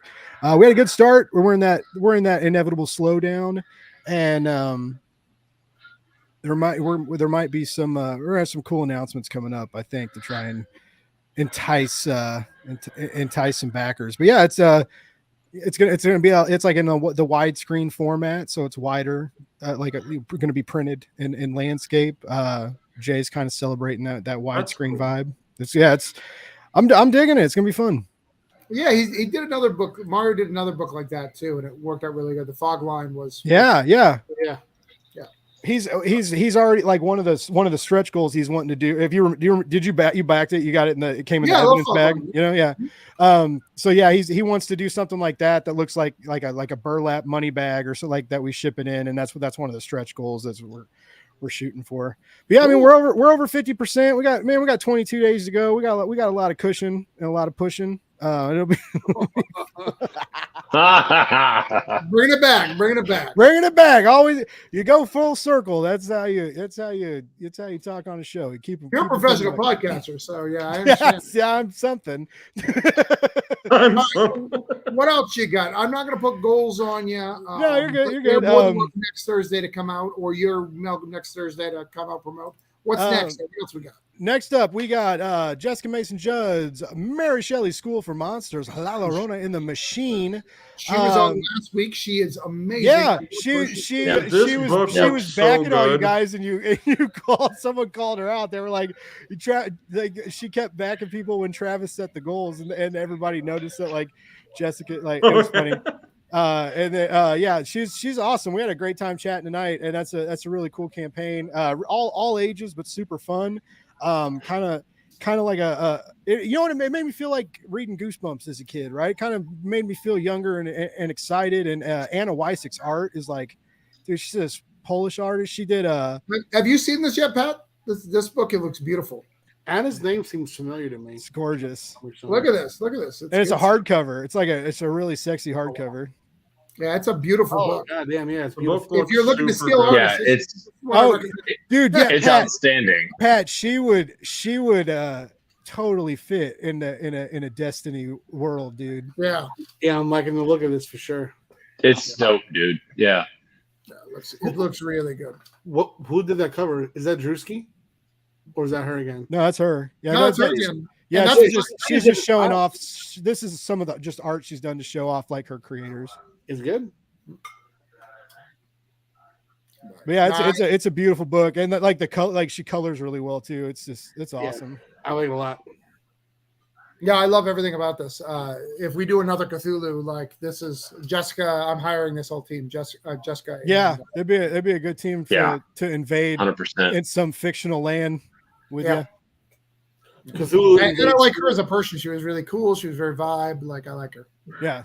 She's awesome. She does a lot of community outreach too. She does like she take like Russell Nolte donated a bunch of books to her, and she basically like goes to these schools and does workshops with kids, and then like because like she had all these some of Russell's Cthulhu Learns to Spell books, and like she gave them away to the students but pretty much did a writing workshop with them, and like they kind of like made their comics, and she talked about storytelling, and I don't know, she does all, on top of all this stuff, and she's like goes and does all this community stuff too. She's a cool lady.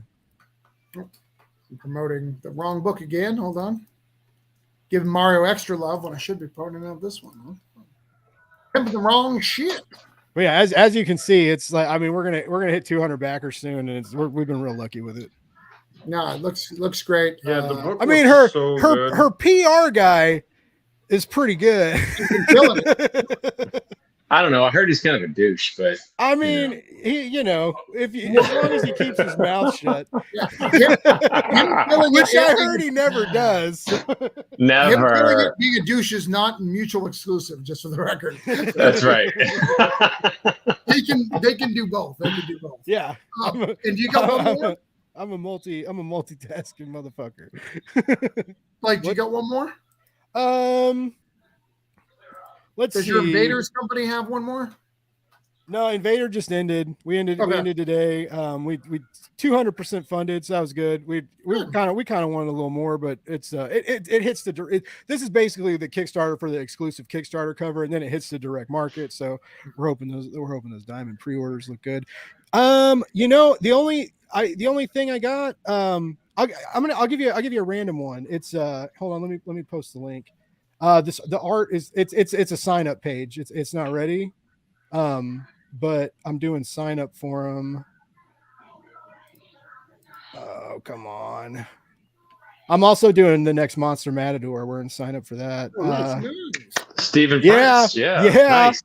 This motherfucker Blake is on. Dude, it's nuts. It feels like it doesn't feel real sometimes. Hey Blake, DM me, bro. No, I'm just kidding. He's doing Cthulhu Invades. He just doesn't know it yet. Nice. I also have 2 pages in Cthulhu Invades. Oh shit! I get you for free. Never mind. He's not doing it. There's a link in the chat, Travis. All right, and we got our number here, by the way, so I can mark us off the list. There we go. Yeah. Coming up on thank you. Closing in on half funded. Right. All right, guys, I'm gonna take my leave. I have to get up super early and drive all the way to Spokane for Lilac City, and it's not going to be fun. I'll have you know that Lilac City is Rochester, New Hampshire, but that's fine. It's fine. This one's in Spokane, and I'll get to see Lori Foster, and I think that's all. I love Lori. Nice, Lori's awesome.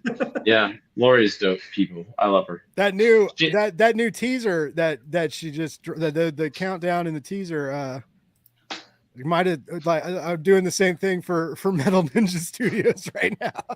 Nice. We got a big countdown coming on Sunday. We got a cool announcement for them too. They're not really doing a campaign. I'm their social media manager, but yeah, it's we do like lettering and stuff for a lot of Kickstarter campaigns. Especially if Browser says farewell, drive safe. Thank you. Yes, drive safe indeed.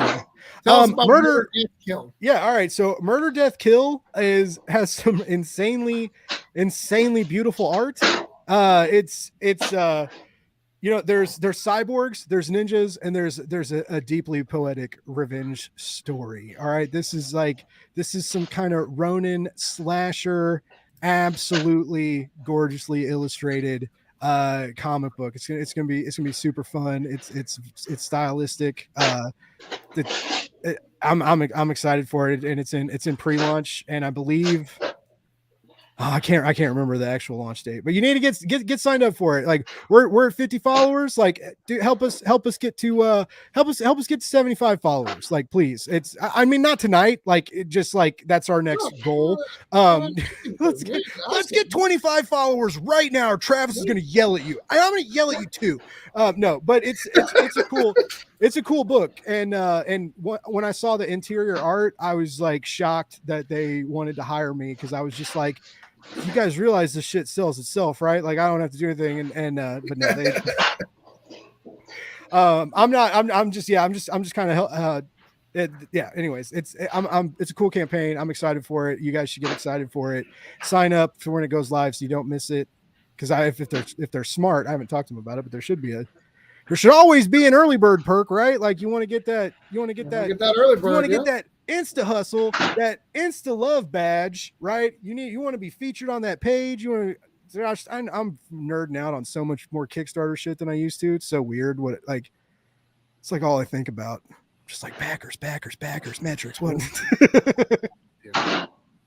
You guys know, I feel like I can relate to you on a new level now. Only less intense because I'm still only like part of it. And like Charlie said, like I don't have to fuck with fulfillment.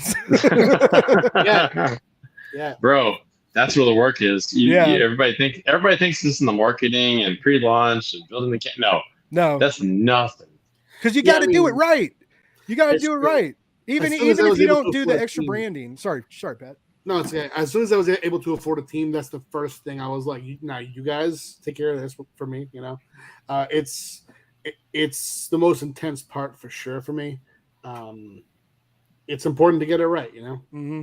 And it is both for a perspective, but also from a cost, right? Cost of doing business, and so you screw up, you got to fix it. So, you know that can cost you more if you do it wrong.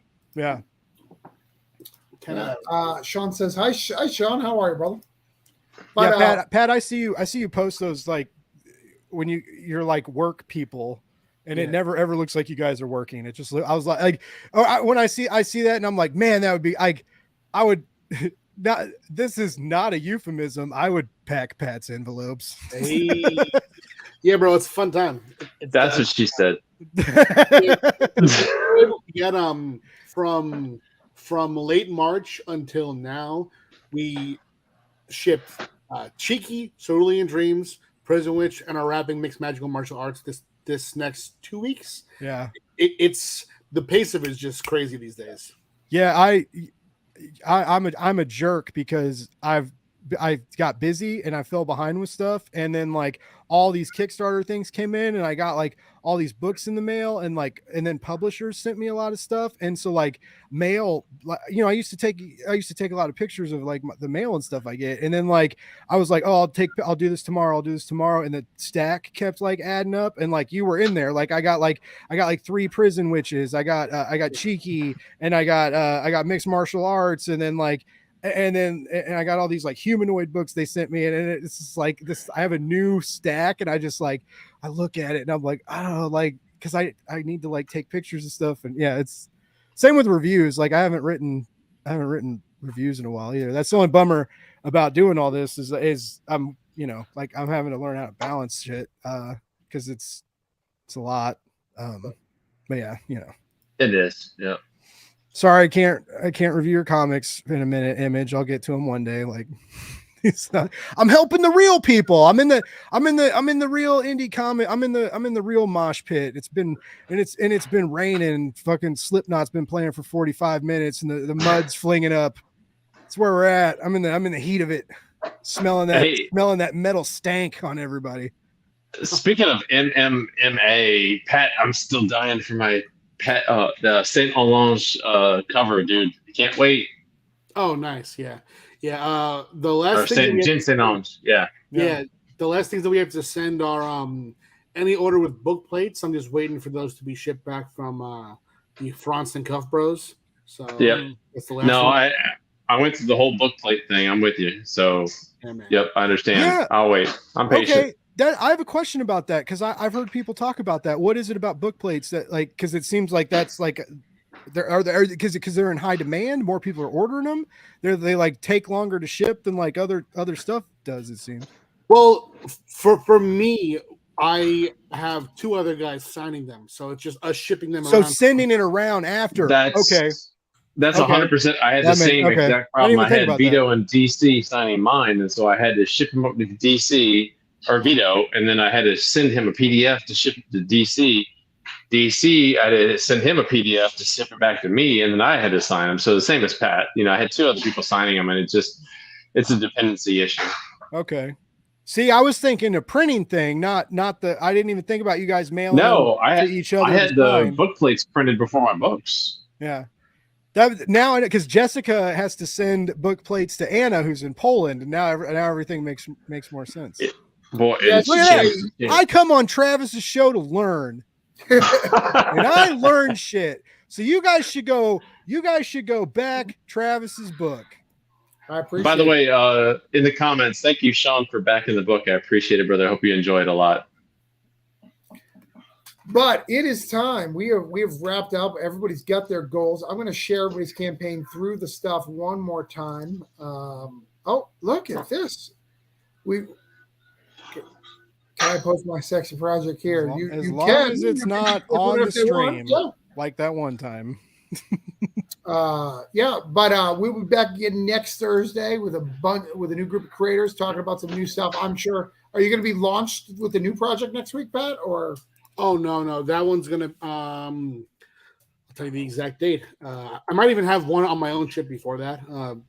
This one, Private Dance #1, is gonna launch July 24th. It's just that's the next Cheeky Comics Cheeky Comics imprint book.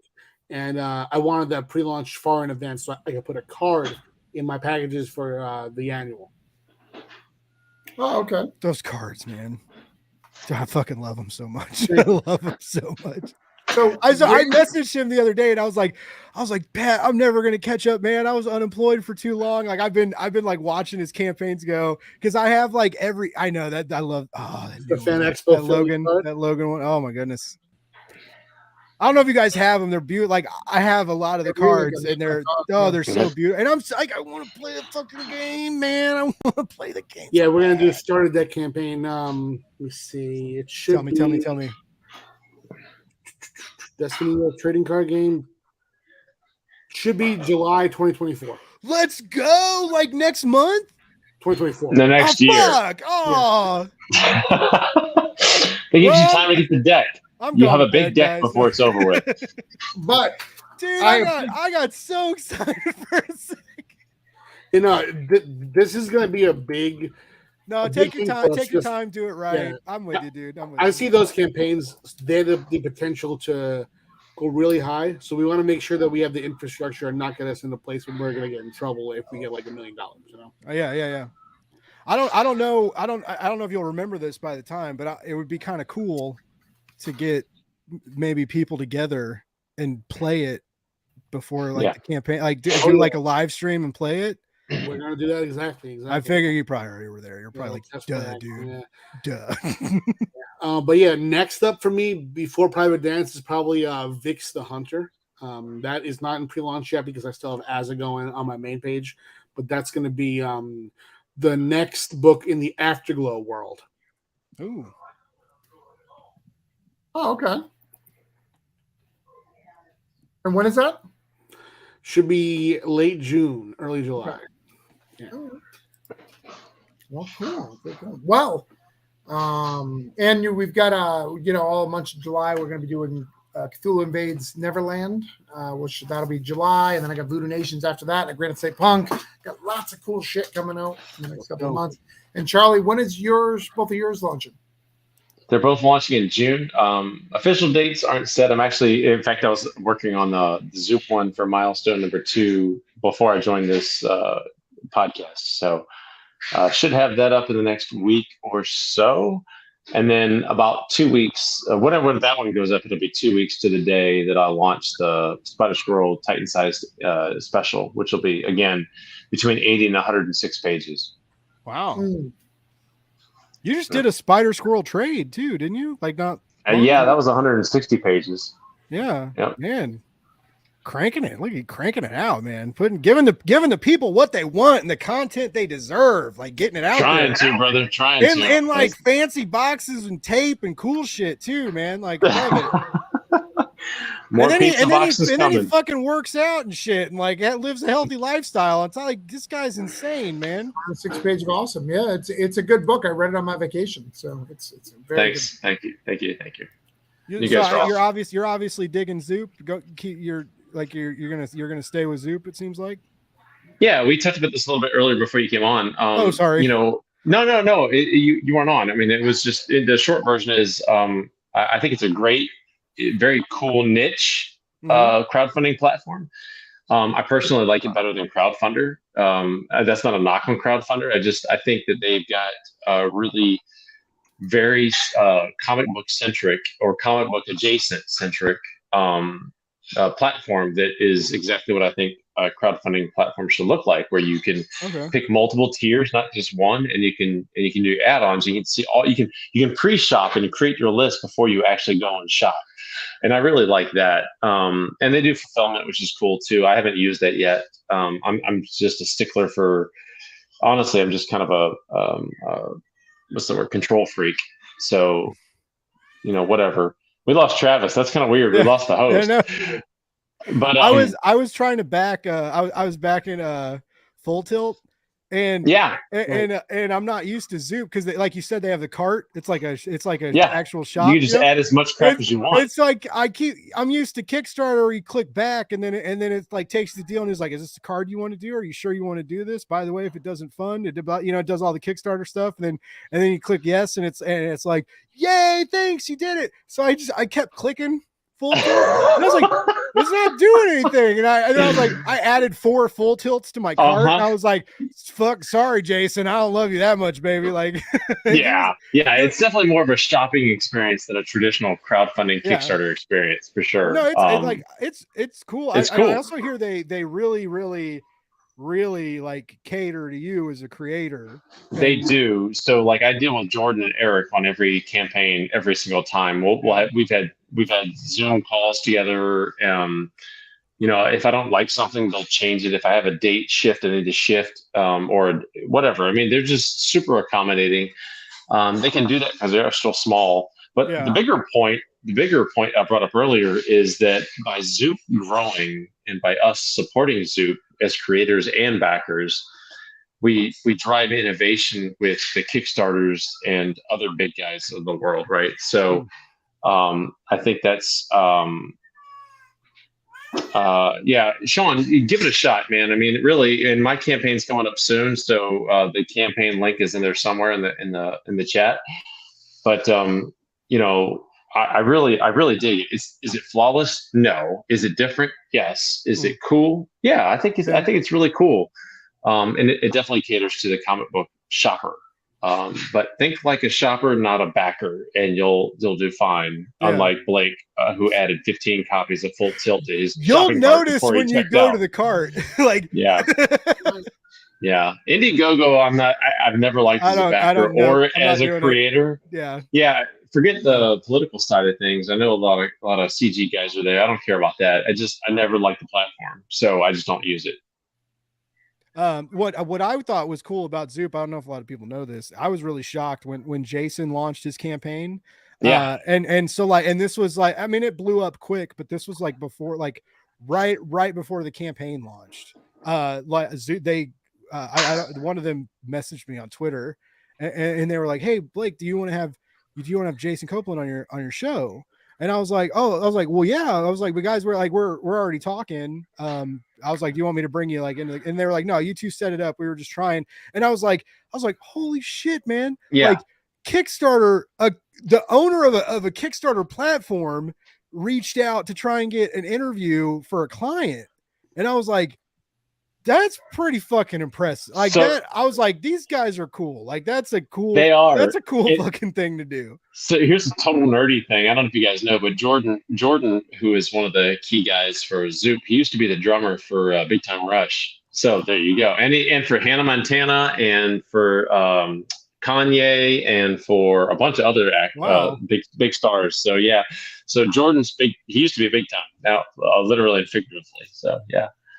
He's cool. But they're small. They can do that. That's the advantage of being small. I don't know how much they can sustain something like that kind of direct reach out, but I hope that they can for as long as they're in existence. So, and I hope they're around for a long time. And Sean, I'm team no pineapple also. Love you, brother. So we're going to take off, but I did want to give a mystery for people who've been watching since the beginning. I figured out what happened to my Google Drive. So my client, the guy who does no contests, asked me to save his credit card in my thing so I could pay for like printing and stuff. and because it's saved on my account and it doesn't have my name on it, they're like, why do you have his credit card saved in your wallet? Because the motherfucker trusts me. That's why.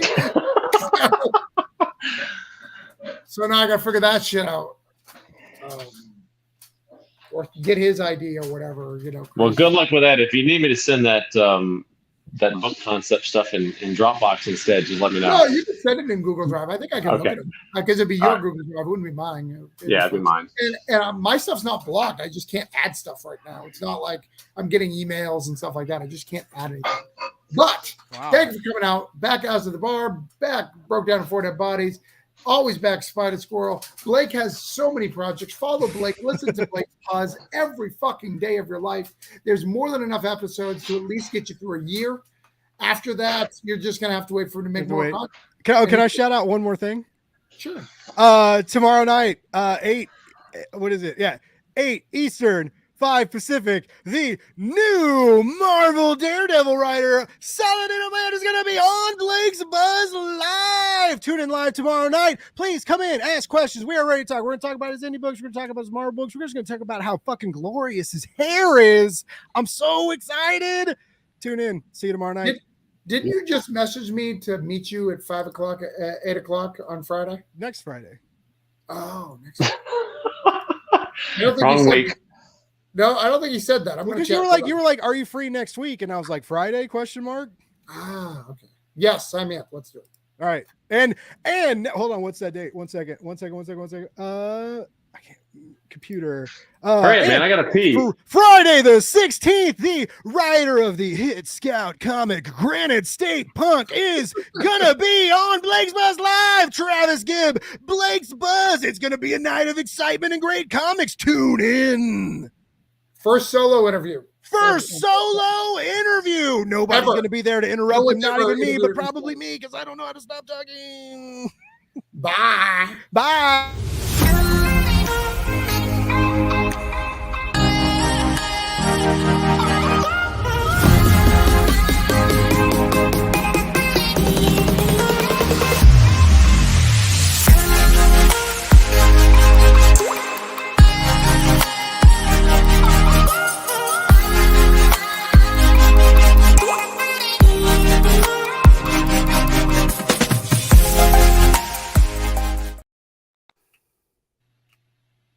Hello. Dude, that outro video is sick. Thanks. It's way cooler than mine. I've actually got to update it. Oh, I'm still live. Fuck. Hold on.